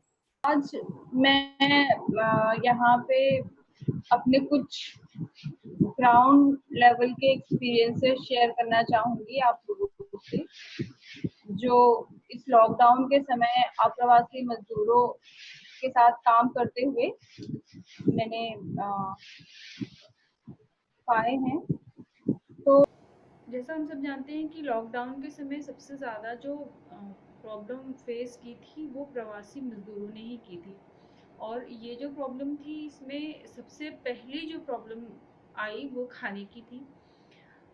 सरकार ने बहुत बाद में राशन देना शुरू किया था, बांटना, लेकिन उसके पहले आम नागरिकों ने ये काम शुरू कर दिया था. और उसमें भी जो मुस्लिम थे वो सबसे आगे बढ़कर काम कर रहे थे. और इसके पीछे दो वजह थी. एक तो ये कि जो निज़ामुद्दीन मरकज़ दिल्ली में काफ़ी सारे मुस्लिम कोरोना पॉजिटिव पाए गए थे, तो एक तो ये था कि अपनी इमेज सुधारनी है, और दूसरा ये कि मुस्लिम समाज में ज़्यादातर लोग ज़कात निकालते हैं. अमूमन ज़कात रमज़ान के महीने में निकाला जाता है, पर इस बार पेंडेमिक की वजह से मोस्टली मुस्लिम्स में रमज़ान के पहले ही ज़कात निकाल के लोगों की मदद करनी शुरू कर दी थी. तो शुरू में तो लोगों को हम लोगों ने चावल, आटा और 2-3 तरह की दालें वगैरह दी थी, और उसकी किट बना के शुरू किया था देना. लेकिन बाद में फिर इसमें साबुन वगैरह भी शामिल कर लिया था हम लोगों ने. और उसके थोड़े दिनों बाद से अप्रैल में ही रमज़ान शुरू हो गए थे, तो जो मुस्लिम फैमिलीज़ थी स्पेशली, जिनकी हम लोग हेल्प कर रहे थे, तो उसमें बेसन हो गया, चना, मटर और खजूर, ये सब चीज़ें भी उसमें हम लोगों ने किट में शामिल करनी शुरू कर दी थी. तो कुछ लोग जिनके परिवार में कोई बीमार था तो उन्हें कैश की ज़रूरत होती थी. सरकार राशन दे रही थी लेकिन कैश नहीं दे रही थी. तो ऐसी सिचुएशन में कि जब फैमिली में कोई बीमार है तो उन्हें दवा चाहिए, उन्हें कैश में ही ज़रूरत थी हेल्प की. इसके अलावा बच्चे थे जिन घरों में न्यूबॉर्न बेबी या 1 साल का बच्चा या उससे थोड़ा बड़ा भी, तो ऐसी सिचुएशन में उन्हें भी डेली दूध की रिक्वायरमेंट होती थी, जिसके लिए उन्हें कैश चाहिए होता था. तो कुछ ऐसे भी लोग हैं जो रेगुलर मेडिसिन पे रहते हैं, चाहे बच्चे हों या बुजुर्ग हों, उन्हें भी पैसा कैश में चाहिए होता था, उनका राशन से काम नहीं चल रहा था। एक प्रॉब्लम जो ये फेस की थी, 23 मार्च को शुरू हुआ लॉकडाउन और अप्रैल का मंथ आते आते जब महीना पूरा हुआ तो ज़्यादातर मकान मालिकों का ये कहना था कि किराया नहीं दिया है तो मकान खाली कीजिए। अब सोर्स ऑफ इनकम ना होने की वजह से ज़्यादातर जो रेंट पे लोग रह रहे थे और जो मजदूर तबका है वो मोस्टली रेंट पे ही रहता है, तो उनको ये भी प्रॉब्लम फेस करनी पड़ी कि मकान मालिक घर में रहने नहीं दे रहा था। भले से पीएम मोदी जी ने ये कहा कि कोई भी मकान मालिक किराया वसूल नहीं करेगा, लेकिन वास्तविकता ये थी कि ये चीज़ इम्प्लीमेंट में आई ही नहीं है, ना पहले ना अभी। और कुछ फैमिलीज तो ऐसी थी कि लिटरली उनके मकान मालिक ने उन्हें हाथ पकड़ के बीवी बच्चों और 13-14 साल की बेटी के समेत रात के 8 साढ़े 8 बजे घर के बाहर निकाल के खड़ा कर दिया, सारा सामान रख लिया अपने पास। तो ये भी एक प्रॉब्लम थी। इसमें राशन जो कि हेल्प के लिए सरकार की तरफ से दिया जा रहा था उसमें ये चीज़ें नहीं थी। तो फिर ऐसी सिचुएशन जब फेस कर रहे थे तो उस समय उन लोगों को पुलिस और प्रशासन की मदद से कुछ लोगों को घर वापस किया गया, या जिन लोगों को निकाल दिया गया उन्हें किसी भी तरह से किराया अरेंज करके दिया गया और बाद में उनको घर में वापस भेजा गया। इसके साथ जब लॉकडाउन शुरू हुआ तो पहले और दूसरे चरण का जो लॉकडाउन था उसमें प्रॉब्लम जो थी वो खाने की ही थी मोस्टली, क्योंकि सारे साधन बंद थे, कोई कहीं आ जा नहीं रहा था और खाने की समस्या आ रही थी। तो हम लोगों ने सबसे पहले रेडी टू ईट फूड जो है वो देने की कोशिश करी, डिस्ट्रीब्यूट कर रहे थे। उसमें सब्जी, पूड़ी, खिचड़ी, तहरी, इस तरह की चीज़ें थी जो हम लोग डिस्ट्रीब्यूट कर रहे थे। लेकिन बाद में फिर ये पका हुआ खाने की जगह हम लोगों ने ड्राई राशन देना ही प्रेफर किया। फिर उसमें भी कई चीज़ें आ रही थी कि लोगों को गैस ख़त्म हो गई, ये भी एक समस्या आ रही थी सामने से निकल के, तो उनको गैस दिलवाना है। या सरकार जो किट दे रही थी उसमें 2 किलो आटा, 1 किलो चावल और शायद दाल, ये चीज़ें ही थी केवल। तो खाने की किट में वो डिस्ट्रीब्यूट किया जा रहा था। Ready to eat food packets community kitchen के माध्यम से सरकार पहुंचा रही थी लोगों तक, लेकिन बात वही है कि वो जो पैकेट होते थे वो 1-2 बजे या 3 बजे तक पहुंचते थे, तब तक लोग भूख से बिलबिलाने लगते थे। यानी स्पेशली बच्चों की अगर हम बात करें कि रात का खाना खाया उसके बाद फिर दूसरे दिन सुबह 1-2 बजे या 3 बजे खाना है, तो इसमें थोड़ी सी दिक्कतें आ रही थी। ये एक प्रॉब्लम जो वो फेस कर रहे थे। यूपी में ऐसा हाल था, लेकिन हम जब उसकी बात करते हैं, चाहे साउथ में चले जाते हैं, मध्य प्रदेश हो गया, तमिलनाडु हो गया, या साउथ के और भी जो लोग स्कूटी से या मोटरसाइकिल से या साइकिल से चल पड़े थे, कोई महाराष्ट्र से आ रहा है, कोई पुणे से आ रहा है, कोई छत्तीसगढ़ से चला है और उसको बलिया जाना है या बस्ती जाना है या गोरखपुर पहुंचना है, या बिहार की तरफ का अगर कोई बंदा है, तो वो इतना थक गए थे गाड़ियाँ चलाते चलाते कि वो अगर रुक रहे थे तो कह रहे थे कि भाई ये मैं स्कूटी है मेरी है और मैं इसे कोई खरीदे तो मैं बेच दूँ इसे, और जो मुझे पैसा मिले वो मैं किसी भी ट्रक वगैरह पे चढ़ के मैं चला जाऊँ, क्योंकि अब आगे और ज़्यादा ड्राइव करने की शक्ति नहीं है हमारे अंदर, हम बिल्कुल भी नहीं चला पाएंगे। तो अगर हो सके तो हमारी ये साइकिल बिकवा दीजिए, अगर हो सके तो हमारी ये स्कूटी बिकवा दीजिए, ताकि हम अपने घर चले जाएँ, क्योंकि अब इसको चला पाना भी बड़ा मुश्किल है। ये भी एक जो प्रॉब्लम थी वो उन लोगों को आ रही थी। बाकी टीवी, न्यूज़पेपर, रेडियो में जो खबरें आ रही थी वो सब हम लोगों ने देखी भी हैं, सुनी भी हैं। कितने लोग रास्ते में मर गए, कितने लोग ट्रेन में बैठे थे उसमें मर गए, कितने लोग रेल की पटरियों पे हमेशा के लिए सो गए जिनकी कभी सुबह ही नहीं हुई। तो ये भी एक हकीकत थी जिसे हम लोगों ने देखा, सुना। सरकार ने ट्रेनें चलाई, जब देखा कि इतना जन सैलाब, लाखों मजदूर सड़कों पर आ गया है, तब सरकार के कान में जूं रेंगी, उसने ट्रेनें चलाई, बसें चलाई, लेकिन एसी ट्रेन का टिकट का किराया 5,000 रुपये मुंबई से देकर कोई यूपी या बिहार कैसे पहुंचेगा, जबकि उसके पास अपने खाने के लिए 2 वक्त की रोटी का इंतजाम करने का पैसा नहीं है, तो वो 5,000 रुपये कैसे देगा। मतलब ये सोचने वाली बात है कि आप मदद कर रहे हैं कि मजाक कर रहे हैं। ये सरकार का जो रवैया था। अब कैसे भी करके किसी भी तरह से जो मजदूर पैदल पहुंचे हैं या ट्रेन से पहुंचे हैं या एनी हाउ वो अपने घरों को पहुंच गए, तो उन्हें क्वारंटीन होके रहना है। अब क्वारंटीन होके रहना है तो आज के समय में तो होम क्वारंटीन वाला सिस्टम शुरू हो गया है, लेकिन उस समय क्वारंटीन सेंटर जो बने थे मोस्टली वो सेंटर्स जो होते थे वो स्कूलों में होते थे। सरकारी स्कूल 3 से 4 कमरे का मोस्टली होता है, प्राथमिक विद्यालय, और वही सबसे पहले क्वारंटीन सेंटर बनाए गए थे गाँव में, जहाँ पर ज़्यादातर ये मजदूर गए हैं शहरों से भाग के। और उन गाँव की स्थिति भी, क्वारंटीन सेंटर्स की स्थिति ये थी कि जो लोग वहाँ पे ग्राउंड लेवल में साथ के लोग जो काम कर रहे हैं उन्होंने बताया 3-4 कमरों में 200 से 300 लोग रखे गए हैं। अब ये बताइए कि सोशल डिस्टेंसिंग, या जैसे ललित ने कहा कि सोशल डिस्टेंसिंग नहीं फिजिकल डिस्टेंसिंग, कौन सी फिजिकल डिस्टेंसिंग मेंटेन हो पाएगी 4 कमरों में 200 से 300 लोग अगर हैं तो? कोई सवाल नहीं उठता इस बात का। फिर एक प्रॉब्लम ये कि वो लोग जो यहाँ से भाग के गए हैं क्वारंटीन सेंटर में बैठे हुए हैं, उन्हें खाना उनके घर से ही आ रहा है। वो गांव के प्रधान जी जो हैं वो उन्हें खाना प्रोवाइड नहीं करा सकते। उनका कहना यह है कि हमें सरकार से कोई फंड नहीं मिला तो हम इतने लोगों को खाना नहीं दे सकते हैं, हमारी कैपेसिटी नहीं है। तो जिसके परिवार का बंदा है उसके घर से खाना बनकर आएगा, जब बनकर आएगा वो तब खाना खाएगा। चूंकि सारे के सारे सस्पेक्टेड हैं वो मजदूर जो उस जगह पे क्वारंटीन सेंटर में है स्कूल के, इसलिए वहाँ कोई भी सफाई कर्मचारी जाने को कतई तैयार नहीं है। उन्हें खुद ही अपनी सफाई करनी है जहाँ पे वो रह रहे हैं। शहरों की स्थिति तो फिर भी थोड़ी बेहतर है, गांव की जो स्थिति है वो तो और भी ज़्यादा खराब है।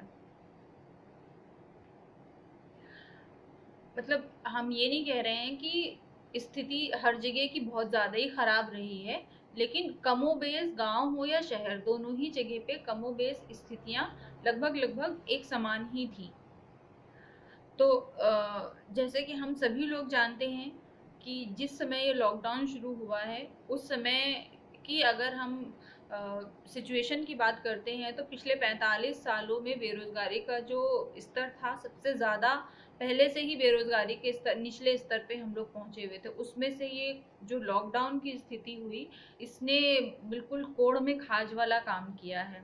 और अगर हम प्रवासी मजदूरों की बात कर रहे हैं तो 18.5 लाख हमारे प्रवासी मजदूर इसमें अफेक्टेड हुए हैं इस महामारी के समय में।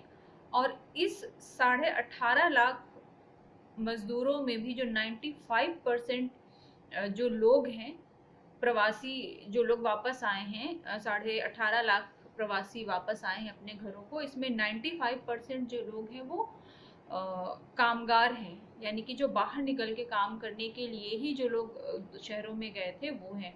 और उसमें भी 65% वो लोग हैं जो कंस्ट्रक्शन के काम से जुड़े हुए हैं। और कंस्ट्रक्शन के काम में ज़्यादातर लोग जो हैं वो असंगठित हैं, संगठित क्षेत्र में नहीं है या कहीं पे भी उनका कोई संगठन नहीं है। बहुत कम ऐसा होता है, ठेकेदारों के पास ये लोग ऐसे ही काम करते हैं। ये सिचुएशन पूरे इस समय पूरे मार्च से लेके हम लोगों ने मई तक इसको ही फेस किया है। जो लोग वापस आ गए हैं शहरों से गांव में रोजगार है के जो प्रवासी हैं उन सबके लिए काम की व्यवस्था करने की कोशिश कर रही है सरकार, पर जितने लोग हैं उतना काम अभी नहीं आसान है सबको दे पाना। तो केवल सरकार के भरोसे ये काम नहीं होने वाला है। होगा भी नहीं। इसके लिए आम जन को आगे आना पड़ेगा, उनको एक दूसरे की मदद करनी पड़ेगी, उनको समझना पड़ेगा, और इसी तरीके से इससे धीरे धीरे हम लोग उबर भी जाएंगे। इसी उम्मीद के साथ कि सिचुएशन फिर बदलेगी, फिर वो एक अच्छे दिन आएंगे। तो ऐसी दुआ है, ऐसी उम्मीद है कि ये जो सिटीज़न फॉर डेमोक्रेसी है, इस संस्था के माध्यम से या और भी जितने भी प्लेटफॉर्म हैं जहाँ से भी हम अपने लोगों के लिए, लोकतंत्र के लिए, इस लोकतंत्र में रहने वाले लोगों के लिए जितनी भी मदद कर सकते हैं, अपनी आवाज़ अथॉरिटी तक जिस भी तरह से, जिस भी प्लेटफॉर्म से पहुंचा सकते हैं, हम पहुंचाने की कोशिश करें। हमारे पास जो सुझाव हैं या इस मीटिंग में आज जितने सुझाव दिए गए हैं, सरकार तक वो पहुँचे, उसमें से हमारी जो मांगे हैं, हमारे जो सुझाव हैं, उनको माना जाए, लोगों के लिए अच्छा काम हो, देश के नागरिकों के लिए कुछ बढ़िया निकल कर आए। इसी उम्मीद के साथ मैं फिर से एक बार रमेंद्र नाथ सर को थैंक यू बोलना चाहूँगी, और कि उन्होंने मुझे ये मौका दिया कि अपनी बात मैं रख सकी आप लोगों के सामने, आप लोगों के साथ, और आप सभी लोगों को सुनने का जो मुझे मौका मिला। Thank you so much. मैं फिर नेक्स्ट जो हमारे वक्ता है उनको आमंत्रित करना चाहूंगी। ये हैं बम कुमार सिंह अमित, और ये हमारे से श्रमिकों के अधिकार के बारे में बात करेंगे। CFD के राष्ट्रीय अध्यक्ष हिरेमठ सर और मेरे बिहार प्रांत के अध्यक्ष, मेरा विभावक स्वरूप रेस्पेक्टेड प्रोफेसर रमेंद्र नाथ सर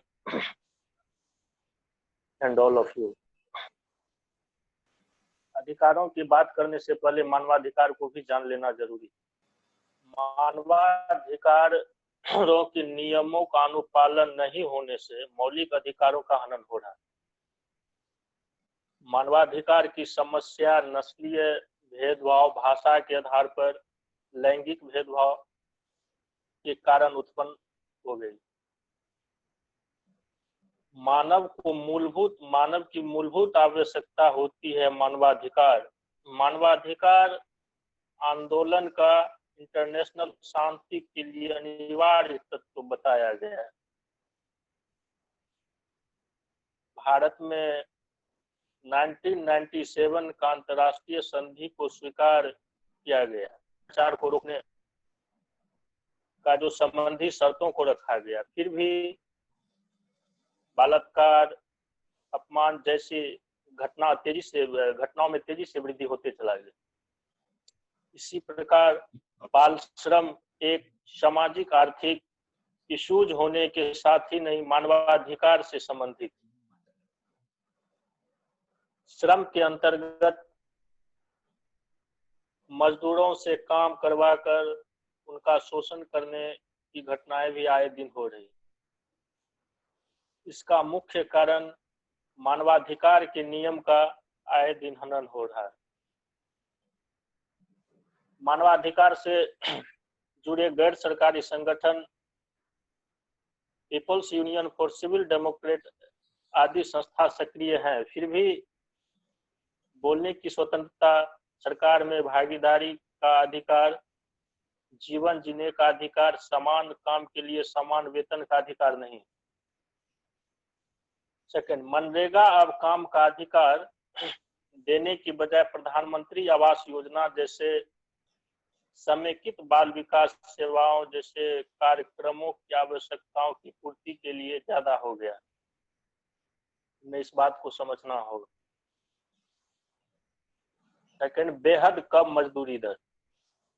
वर्तमान में 29 राज्यों व केंद्र शासित प्रदेशों की मनरेगा मजदूरी उनकी न्यूनतम मजदूरी से कम है। इन दोनों मजदूरी दरों का अंतर सबसे अधिक त्रिपुरा व सिक्किम में है, जहां मनरेगा मजदूरी राज्य की न्यूनतम मजदूरी का केवल 59%। गुजरात में यह अनुपात 65% और आंध्र प्रदेश में यह अनुपात 68%। दूसरा, मनरेगा में न्यूनतम मजदूरी दरों में यह अंतर 2009 में शुरू हुआ, जब केंद्र सरकार ने रोजगार गारंटी कानून की अनुच्छेद 61 को लागू कर मनरेगा मजदूरी को न्यूनतम मजदूरी कानून से अलग कर दिया। इन्हीं तमाम बातों को ध्यान में रखा जाता है। जो अभी जो अप्रवासी मजदूर माइग्रेंट्स लेबर जो काफी संख्या में बिहार में तकरीबन एक अनुमान के मुताबिक 20 लाख मजदूरों की वापसी हुई है। अब ये स्थिति हो गई है कि बिहार में काम मिल नहीं पा रहा है कि ये लोग तो रिवर्स पलायन को मजबूर हो रहे हैं। डेली हजारों की संख्या में मजदूर रिवर्स कर रहे हैं। सरकार को ये सोचना चाहिए कि जो मजदूर हमारे यहाँ आए हैं, सरकार खाना पूर्ति के नाम पर कर रही है कि उनके बच्चों का एडमिशन गवर्नमेंट स्कूल में करवाएंगे, और तो ये सब सिर्फ उनका कार्य जो सीमित है। बाकी जो जमीनी हकीकत है वो सच्चाई से कोसों दूर। मनरेगा का जो मजदूरी दर है उसको बढ़ाया जाए। जो भी माइग्रेंट्स लेबर आए हैं, उनकी फैमिली आई है, उसके परिवार को समुचित व्यवस्था, सरकार गवर्नमेंट की तमाम स्कीम को उनके घर तक पहुंचाया जाए। जो समाज में के आर्थिक तौर पे वंचित लोग हैं, जो समाज के निचले पायदान पे खड़े लोग हैं, जो अप्रवासी मजदूर हैं, वो जो बाहर से आए हैं, ये सरकार की जिम्मेदारी बनती है कि उनको किसी तरह का दिक्कत नहीं होने दिया जाए। अगर बिहार में ही उनको काम मिल जाए तो वो रिवर्स प्लान को मजबूर नहीं होंगे। सरकार का सबसे बड़ी ये उनकी प्राथमिकता है कि जो अप्रवासी मजदूर लौटे हैं बाहर से, उनको उनकी वोट बैंक की उनके लिए यूज न करते हुए उनको समुचित देखभाल, समुचित जो गवर्नमेंट का स्कीम है उन तक पहुंचाया जाए। अभी हाल ही में जो गवर्नमेंट ने फिर 12 घंटे उनको काम पे लगाने के लिए एक आदेश दिया था। फिर 1-2 दिन 3 दिन पहले ये आदेश हुआ है क्या, कुछ दिन पहले कि फिर से उनको 8 घंटे रोजगार पे लाया जाए, 8 घंटे का काम उनको मिलेगा। तो ये तो सही है, लेकिन ये तो कागज पे, और जैसे इनके अलावा और भी जैसे बहुत सारी योजनाएं हैं, उनका लाभ उन तक पहुंचना चाहिए, तभी ये सरकार की उपलब्धि होगी। वरना जो अप्रवासी मजदूर है वो अपने आप को ठगा हुआ महसूस करेंगे। धन्यवाद। तो मैं अब नेक्स्ट आमंत्रित करना चाहूंगी राधे श्याम जी को, जो कि अप्रवासी मजदूरों की स्थिति के बारे में हमसे बात करेंगे। सबसे पहले जनतंत्र समाज के राष्ट्रीय अध्यक्ष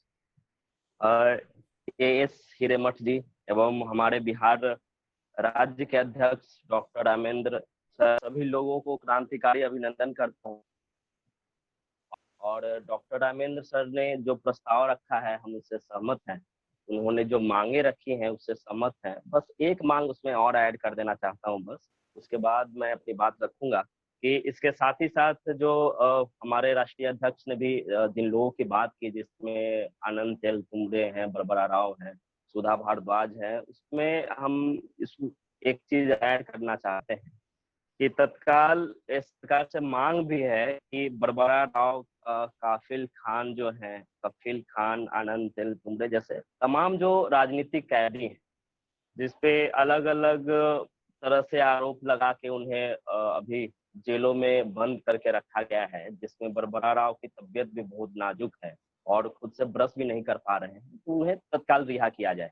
प्रवासी मजदूर के बारे में कहा जाता है कि वैसे लोग जो इस पूंजीवादी फांसीवादी व्यवस्था के सबसे भयानक रूप से जिनको बोला जाता है कि बेइंतहा शोषित पीड़ित कंगाली में जीवन बिता रहे, उन लोग के बारे में हम बात करेंगे, जिनके बदौलत आज जहां भी हमारी नजरें जाती है, वो चाहे चमचमाता हुआ बड़े बड़े मॉल हो, चाहे आकाश चुमती हुई बड़े बड़े हाईवेज बने हुए हैं, या हमारे खाने पकाने की जितने भी सामग्री है, जिनके बदौलत आज दुनिया चमचमा रही है, भारत चमचमा रहा है।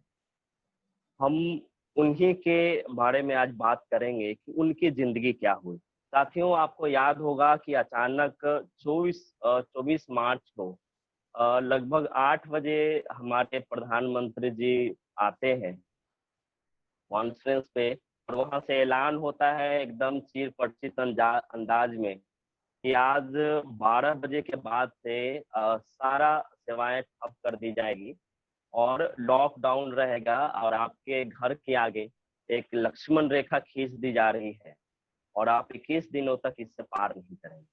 और उसकी बेबसी देखिए कि जिन्होंने अपने घर से इस को लेकर के घर से निकल चुके थे, स्टेशनों पे थे, बसों में थे, ट्रेनों में थे, उनकी अचानक से लॉकडाउन होने से क्या असर पड़ा।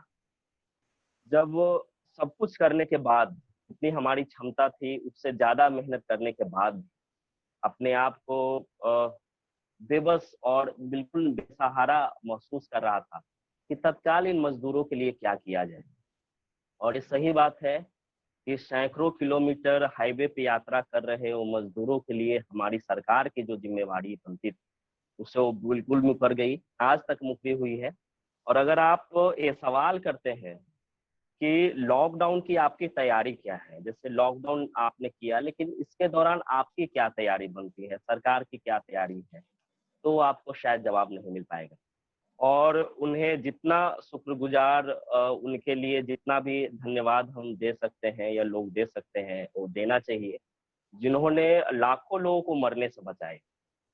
हम जानते हैं कि हमारे देश में लगभग 21 करोड़ प्रवासी मजदूर हैं और उनके जिंदगी भाग्य भरोसे छोड़ दी गई। वो सारे लोग इस ग्रुप में कुछ लोग हैं, हमारे आपके जैसे कुछ लोग हैं जिनके बदौलत बहुत सारे प्रवासी मजदूरों की जिंदगी बची, लेकिन तमाम बहुत सारे लोगों को हम नहीं बचा पाए। इसके लिए हमें खेद है और हम बेबस अपने आप को मजदूर महसूस करते हैं, जिन्होंने यात्रा करते करते अपनी जानें दे दी, जो ट्रेन से कट के मर गए, दुर्घटना से मर गए और सबसे ज्यादा भूख से मरे।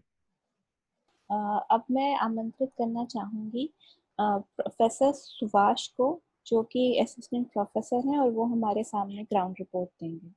मेरा विषय है कैमूर जिला के प्रवासी मजदूर के बारे में बात रखना और समस्याएं रखना। कैमूर जिला में जितने अप्रवासी मजदूर आए थे, हमने देखा कि वो जो बाहर से आए तो उनका लिस्ट तो बनाकर वीडियो या ये जो प्रखंड लेवल के अधिकारी थे वो रख लिए, लेकिन उनको वैसे जगह पे रखा गया जहां खाने पीने की कोई प्रबंध नहीं थी।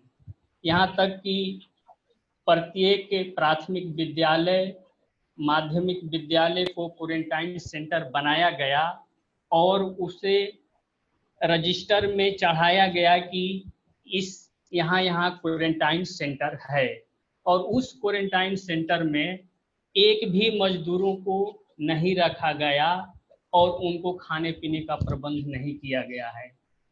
मैं अधौरा प्रखंड में विभिन्न गांवों में जाकर देखा, विभिन्न पंचायतों में जाकर देखा कि सरकार ने तो वादा किया कि हमने पंचायत में क्वारंटाइन सेंटर बनाया, लेकिन वैसे जगह पे एक भी मजदूरों को खाने पीने की प्रबंध नहीं हुई। जबकि मैं बतलाना चाहता हूं कि कैमूर जिला एक पिछड़ा जिला है, जहां उसकी आज तक बिजली की सुविधा नहीं है, रोड की सुविधा नहीं है। वैसे जगह पर जो बाहर से प्रवासी मजदूर आए तो उनको बहुत ही कष्ट की सामना करना पड़ा।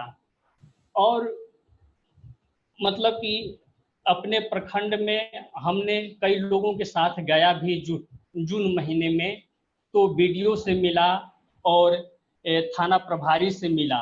उन लोगों से मिलकर हम लोगों ने कहा कि जो प्रवासी मजदूर आए हैं वो गुजरात से आए हैं, मुंबई से आए हैं, दिल्ली से आए हैं, राजस्थान से आए हैं, तो उन लोगों को आप खाने पीने का प्रबंध क्यों नहीं कर रहे हैं।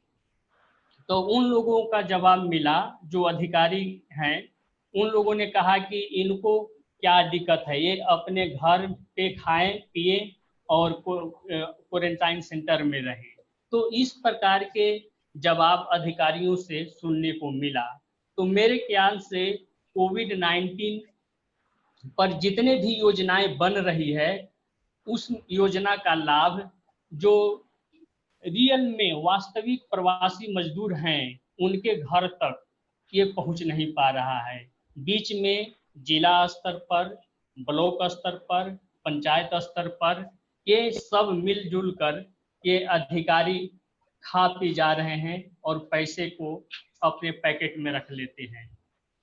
तो इस ढंग से हमने ग्राउंड लेवल पर जाकर देखा। क्योंकि मैं जून महीने में छुट्टी थी, तो पूरा जून अधौरा कैमूर की पहाड़ी में घूम घूम कर देखा। और यहाँ तक कि हमारे बिहार में जो नीतीश सरकार ये जो मनरेगा के तहत जो काम दे रहे हैं, इस मनरेगा के तहत काम में जितने मजदूर काम करते हैं उनको मतलब कि पैसा मजदूरी खाता में भेजा जाता है। जहाँ तक कि जो मजदूर अपने खाता लेकर बैंक में जाते हैं, तो बैंक में इतनी लाइन लग जाती है कि वो अपना पैसा तक नहीं निकाल पाते हैं। ये मतलब कि अगर 1000 रुपए का काम किए तो 100 रुपए उनको देकर या 500 रुपए देकर अपना पैसा लेना पड़ता है। इस ढंग का मैंने ये मतलब देखा कि बहुत सारे मजदूर तो पढ़े लिखे नहीं हैं, वो बैंक में जाते हैं तो उनको पैसे निकालने वाली पर्ची कैसे भरना चाहिए वो भरने का मतलब जानकारी नहीं रहता है, तो वो दूसरे लोग भरते हैं, बिचौलिए लोग, और उनका कुछ पैसे अपने पास ले लेते हैं और जो बचता है वो मजदूर को देते हैं। इस ढंग से हमने कैमूर जिला में जमीनी स्तर पर ये सच्चाई देखा। तो मुझे लगा कि ये कोविड-19 के आड़ में सरकार बहुत ही गलत कदम उठा रही है। जो जनता की अधिकार है वो अधिकार छीनते जा रही है। तो इस ढंग से हम यही कहेंगे कि कोविड-19 के आड़ में सरकार जनता के अधिकार को हनन कर रही है। और इसी के साथ हम अपनी वाणी को विराम लेते हैं। जय हिंद। मुझे अब कुछ अतिरिक्त और कुछ नहीं जोड़ना है। बहुत सारी बातें तो पहले से ही स्पष्ट हैं कि पैंडेमिक में जिस तरह का डिस्क्रिमिनेशन बरता गया, चाहे वो घरेलू महिलाओं के साथ हो या हमारे श्रमिकों के साथ हो, इन सारे पहलुओं पर नज़र पड़ी। अगर हम थोड़ा सा इसको और एलेबोरेट करें तो आप ये देखिएगा कि ये जितने भी अधिकार हनन, अभी सुभाष बता रहे थे कि उनके ब्लॉक में किस तरह से श्रमिकों, प्रवासी श्रमिकों के साथ, अप्रवासी श्रमिकों के साथ बर्ताव किया गया। तो एक तरह से हम ये देखते हैं कि कहीं ना कहीं संविधान का ही ह्रास है। संविधान जिन बातों को श्योर करता है उसी की खिलाफ वर्जी हो रही है, वह कहीं ना कहीं टूटता हुआ प्रतीत हो रहा है। यह स्पष्ट है कि हमारा जो समाज है वो विविधताओं से भरा है, वैविध्यपूर्ण समाज है वो, और डाइवर्सिटी उसमें है। तो जब डाइवर्सिटी होगी तो ये ज़रूरी है कि उसमें डिस्क्रिमिनेशन न हो, इस बात की गारंटी संविधान देगा, संविधान देता भी है। दूसरे शब्दों में हम ऐसे कह सकते हैं कि कोऑर्डिनेशन और एश्योरेंस दोनों की जमानत हमारा संविधान हमको देता है। कोऑर्डिनेशन इसलिए कि कन्फ्लिक्ट होगा, कन्फ्लिक्ट इसलिए होंगे क्योंकि बहुत सारे ग्रुप्स हैं, श्रमिकों के ग्रुप्स हैं, भाषाई और धार्मिक समूह और बहुत सारी विविधताएं हमारे समाज में हैं। तो एक डाइवर्सिटी का जो सिचुएशन है उसमें एक संघर्ष की स्थिति उत्पन्न हो सकती है, जिसको मिटिगेट करने के लिए कोऑर्डिनेशन की जमानत हमारा संविधान देता है। और दूसरी बात की एश्योरेंस, अगर कोई किसी नागरिक को अगर यही एश्योर नहीं हो कि दूसरा आदमी भी इस तरह का बिहेव करेगा, तो वो किसी कानून या किसी विधि पर क्यों पालन करेगा। तो दोनों बातों की गारंटी, कोऑर्डिनेशन और एश्योरेंस होनी चाहिए। और पूरे पैंडेमिक के इतिहास में या अभी जिस तरह की तत्कालीन राजनीतिक व्यवस्था चल रही है, उसमें हम देखें तो कहीं ना कहीं इन दोनों का अभाव हम देखते हैं। एक तो संविधान सम्मत जो चीजें हमें प्रदत्त हैं उसमें कोऑर्डिनेशन की भी कमी है और उसके प्रति एश्योरेंस की भी कमी है। और एक और बात ये होती है कि समाज के कुछ एस्पिरेशंस होते हैं और कुछ गोल्स, कुछ मकसद भी समाज के होते हैं, उनको भी एड्रेस करने का काम सरकारों का ही होता है। ये काम भी हमारी सरकारें छोड़ चुकी हैं। अभी बहुत ही इफेक्टिव वे में हमारे श्रमिकों को, हम घरेलू औरतों के मसले को, जो डिप्राइव्ड सेक्शंस हैं उनके मसले को एड्रेस करने की जरूरत थी। लेकिन पैंडेमिक के चलते, और पैंडेमिक नहीं था तब भी, वो एकदम से हम इमेजिन कर सकते हैं कि उनके अपने हाल पे छोड़ दिया गया। सरकार ने इस तरह का काम किया। तो एक बहुत ही आपत्तिजनक स्थिति ये है। एक तीसरी और अंतिम बात मेरी इसमें कि सरकार मनमाना फैसला या कानून कुछ नहीं बना सकती है। संविधान उसको रोकता है, एक लिमिट सेट करता है। संविधान लिमिटेशन रखता है कि आप इसके बियॉन्ड नहीं जा सकते हैं। तो पूरे सिचुएशन में हम देखते हैं कि इन तीनों बातों का ह्रास हुआ है। न कोऑर्डिनेशन ठीक से बैठा, न एश्योरेंस नागरिकों को रहा। वैसे कानून भी बनाए गए जो संविधान के विरुद्ध हैं, यानी अपनी ही लिमिटेशन के विरुद्ध चले गए लोग। और हमारे जो एस्पिरेशंस रहे जनतांत्रिक भारत के, भारतीय समाज के जो एस्पिरेशंस हैं, उनके विरुद्ध भी सरकारों ने काम किया है, केंद्र सरकार ने भी काम किया है। तो ये कुछ ऐसी चीजें हैं कि अगर हम सारी बातों को वो एक जगह समेकित करना चाहें तो लगभग इन तीन बिंदुओं के इर्द गिर्द हम समेट सकते हैं। या यूं कहें कि जो भी आज का क्राइसिस हम देख रहे हैं वो संभवतः यही है कि वो हमारे मौजूदा संविधान के ही विरुद्ध है। बस यही 2-3 बातें कहनी थी। और जो प्रस्ताव हमारा था जनतंत्र समाज का, प्रवासी मजदूरों को रोजगार देने की बात थी। तो रोजगार मेरे ही जिले में जितने प्रवासी आए हैं, अब तो वो वापस जा रहे हैं। कोई उपाय नहीं है उनका यहाँ, न सरकार उतना उपलब्ध कराने के लिए तैयार है, उसके सामर्थ्य के बाहर की बात है। तो ये सारी चीजें हैं जिस पे हम लोगों को सोचना है। एक बार पुनः आप सभी को धन्यवाद, और प्रोफेसर रमेंद्र नाथ जी को धन्यवाद, हीरेमठ से जुड़े हुए हैं आप सबको धन्यवाद। नमस्कार। Thank you so much sir अपनी बात रखने के लिए। कोई और है जो अपनी बात रखना चाहता है? और मैं रमेंद्र जी को धन्यवाद देना चाहूँगा इस आयोजन के लिए। हीरेमठ जी का, प्रभात जी का और युवा साथियों का स्वागत करता हूँ। मुझको लगता है कि ये एक अच्छी शुरुआत है और इसको फिर से इसको आयोजित किया जाना चाहिए। और इसमें और भी जो बिहार के जो साथी हैं कई जगह पर, उनको और भी जोड़ने की कोशिश करनी चाहिए। और उसमें हम लोग को ये विचार करना चाहिए कि अब सीएमडी को क्या करना है इस संदर्भ में, बिहार के सीएमडी को। बल्कि इस तरह का आयोजन यदि राष्ट्रीय स्तर पर भी किया जा सके तो और भी अच्छा है। लेकिन कम से कम बिहार स्तर पर भी करना महत्वपूर्ण है, क्योंकि कोरोना के संदर्भ में सबसे ज्यादा जो प्रवासी हैं वो बिहार में आए हैं। अभी जिस तरह से बीमारी बढ़ रही है, यदि उसको सरकार ने इसी तरह से चलाया तो शायद ये देश में सबसे आगे चला जाएगा। और सबसे गंभीर स्थिति बिहार की हो जाएगी, क्योंकि बिहार सरकार का रवैया शुरू से गैर जिम्मेवारी पूर्ण रहा।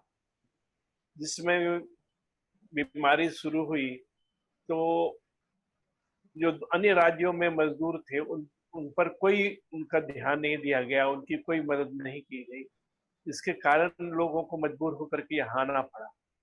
हालांकि केंद्र सरकार ने भी गलती की और बिना सोचे विचारे लॉकडाउन को जारी कर दिया, जबकि करना ये चाहिए था कि जिसमें बीमारी शुरू हुई जनवरी में ही जो विदेशों से जो प्रवासी लोगों का, यात्री लोगों का आना जाना रोक देना चाहिए था, तो भारत में इतनी ज्यादा बीमारी नहीं बढ़ी होती।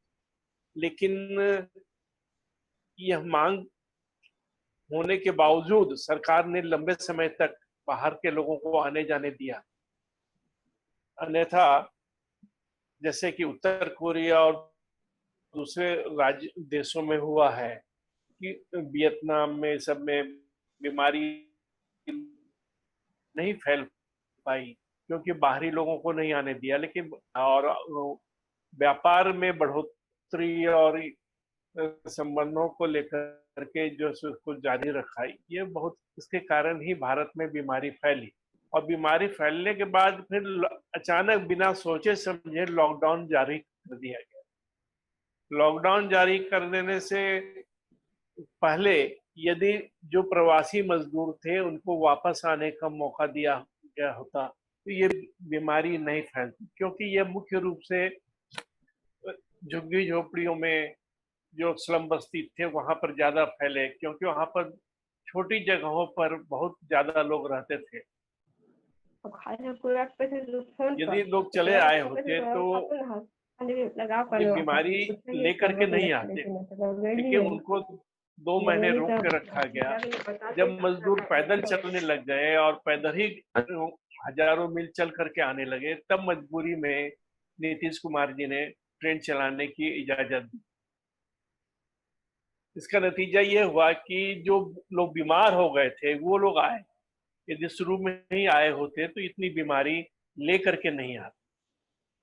और यहाँ पर बिहार का जो भ्रष्टाचार है वो चरम पर है, जैसा कि अभी ग्राउंड रिपोर्ट में भी आया कि जो सारा जो प्रवासियों के लिए जो मदद है क्वारंटाइन का ही सबका जो सो पैसा खाया जा रहा है और कोई मदद नहीं मिल पा रही। सरकार ने देश में लंबा लॉकडाउन लगाया, लेकिन लॉकडाउन में जनता ने पूरा सहयोग किया। उसके विपरीत सरकार ने न उचित टेस्टिंग की व्यवस्था की, न सरकार ने उचित दवा की व्यवस्था की, यहाँ तक कि उचित भोजन की भी व्यवस्था नहीं की। सामाजिक कार्यकर्ताओं ने, राजनीतिक कार्यकर्ताओं ने बहुत जगह भोजन की व्यवस्था की, धार्मिक संस्थाओं ने व्यवस्था की, लेकिन सरकार की ओर से जितना होना चाहिए था वो नहीं हुआ।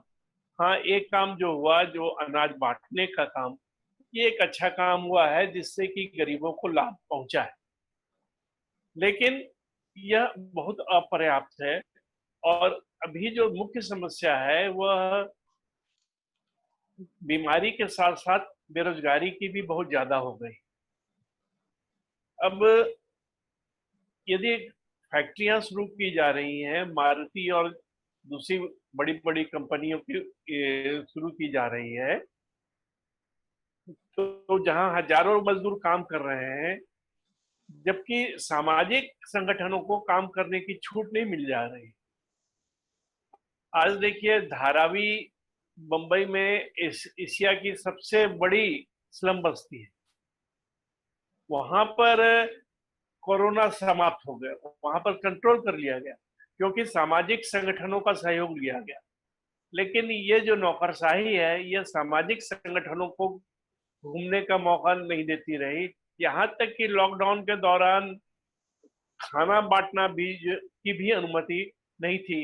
ये लोग मजबूर करते थे कि आप यदि खाना बांटना है तो आप प्रशासन को सौंप दीजिए, खाना बांटने का काम वो करेगी, चाहे वो उसका बंदरबाट करे या जो करे। लेकिन सामाजिक संगठनों को खाना बांटने तक की छूट नहीं दी जा रही। तो ये सब परेशानियां खास करके बिहार में हुई और अभी जो स्थितियां और बिगड़ती जा रही हैं, इसमें एक बड़ा सवाल ये है कि क्या ऐसी स्थिति में बिहार में चुनाव होना उचित है? यदि चुनाव होता है तो क्या आम लोग चुनाव लड़ सकेंगे, सिवाय उनके कि जिनके पास पैसा है, जो बड़े पैमाने पर विज्ञापन दे सकते हैं, वीडियो कॉन्फ्रेंसिंग कर सकते हैं?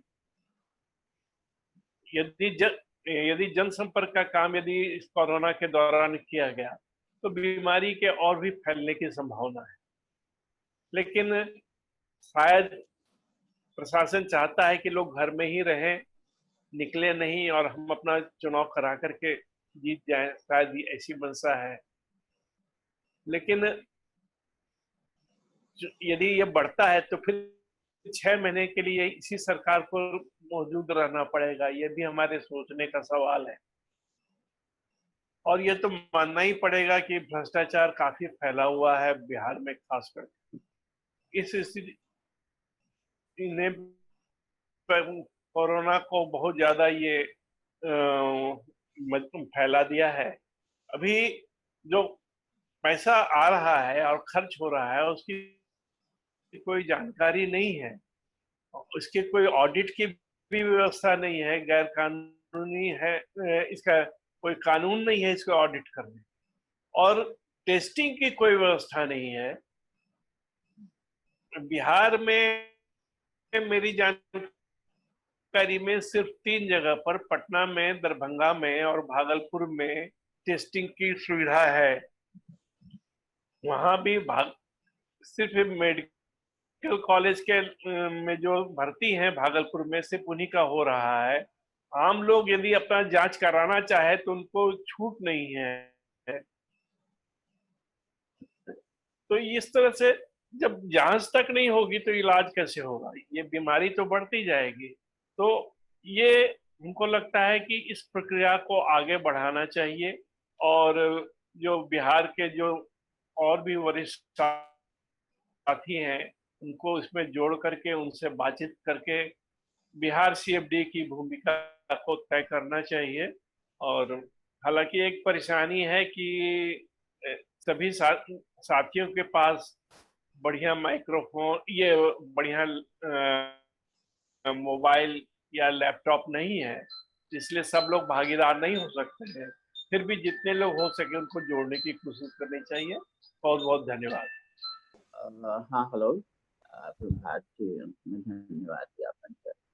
जो घटनाएं घटी हैं वो काफ़ी दुख देने वाली घटनाएं हैं। जैसे कि अप्रवासी मजदूर जिस ढंग से प्रदेशों में लौटे हैं और प्रदेश में लौटने के बाद उनको फिर वापस जाना पड़ रहा है, ये बड़े दुख की बात है।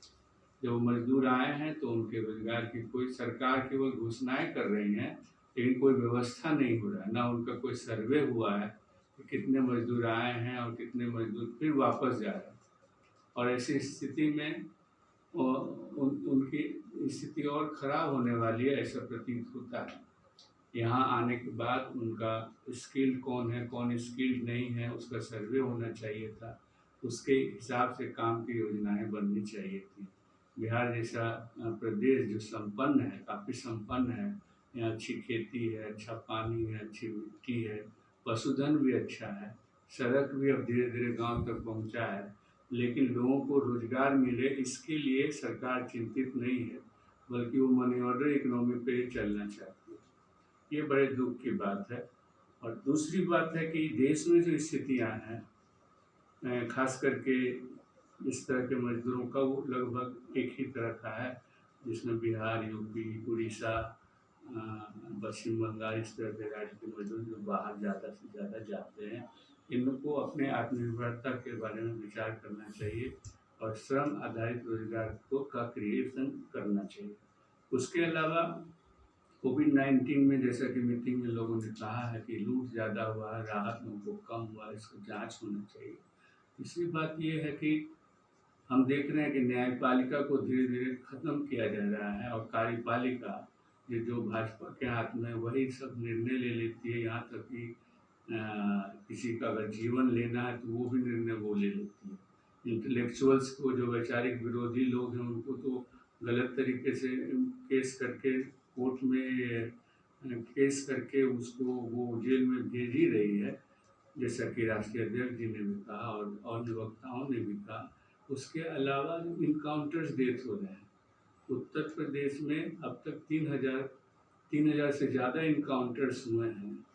और इनकाउंटर्स कैसे होते हैं उसका उदाहरण अभी की जो घटनाएं हैं उससे सामने में आता है। ये एक खतरनाक ट्रेंड है और ये जो हत्याएं सरकार के माध्यम से हो रही हैं, उसको समर्थन देने के लिए कार्यक्रम आयोजित हो रहे हैं। ये बहुत तानाशाही की ओर ले जाने वाला कदम है, ऐसा हिटलर ने भी किया था। कल ऐसी परिस्थिति आएगी कि राजनीतिक विरोधियों को इसी तरह से मार दिया जाएगा और जनता से समर्थन लिया जाएगा। इससे देश का संविधान और देश का आम नागरिक और आज़ादी के लड़ाई में जो हमने मूल्य बनाए थे, समता के, न्याय के, भाईचारा का, वो मूल्य कमज़ोर होता चला जाएगा। इस परिस्थिति में हम लोगों के सामने एक बहुत बड़ी चुनौती है, इसका कैसे सामना किया जाए और जनता को कैसे इसके लिए जागरूक किया जाए, ताकि जो शासन है, जिस ढंग से शासन चलाया जा रहा है, जिसमें कि धनों का केंद्रीकरण हो रहा है और बड़े घरानों को भी फायदा हो रहा है, इससे जो गरीबी बढ़ने वाली है बढ़ेगी, इसको कैसे रोका जाए और इसके लिए क्या कार्यक्रम है। राष्ट्रीय अध्यक्ष हिरेमठ जी ने जो सुझाव दिए हैं कि 2 अक्टूबर जो गांधी जी का जन्मदिन है और 11 अक्टूबर जो जेपी का जन्मदिन है, इस उपलक्ष्य में जनता को जागरूक करने के लिए हम लोगों को कार्यक्रम बनाना चाहिए राष्ट्रीय स्तर पर, और जनता में समझ विकसित करने के लिए हम लोगों को आना चाहिए। तरीका क्या होगा वो हम लोग आगे बैठ के विचार कर सकते हैं। इस बैठक में जो लोग आए हैं उनको हम धन्यवाद ज्ञापन करना चाहते हैं। पहले तो प्रांतीय अध्यक्ष रमन जी को, जिन्होंने इसका आयोजन किया, उसके राष्ट्रीय अध्यक्ष जी हिरेमठ को, जिन्होंने इसमें अपनी उपस्थिति दर्ज की। उसके अलावा ललित कुमार ज्योति, सजदा खातून, बम कुमार सिंह, राधे श्याम, राम शरण, सुभाष सिंह का भी हम धन्यवाद करते हैं। इसके अलावा प्रिया, जिसने वेब के माध्यम से हम लोगों को जोड़ा, उसका भी आभार करते हैं। डॉक्टर अम्बेडकर चेयर ने वेबिनार कराया था, तो उसका जो वीडियो है वो यूट्यूब पर हमने अपलोड कर दिया है, तो आप वो भी देख सकते हैं पटना डायरीज के यूट्यूब पेज पर। एक बार फिर आप सबको बहुत बहुत धन्यवाद।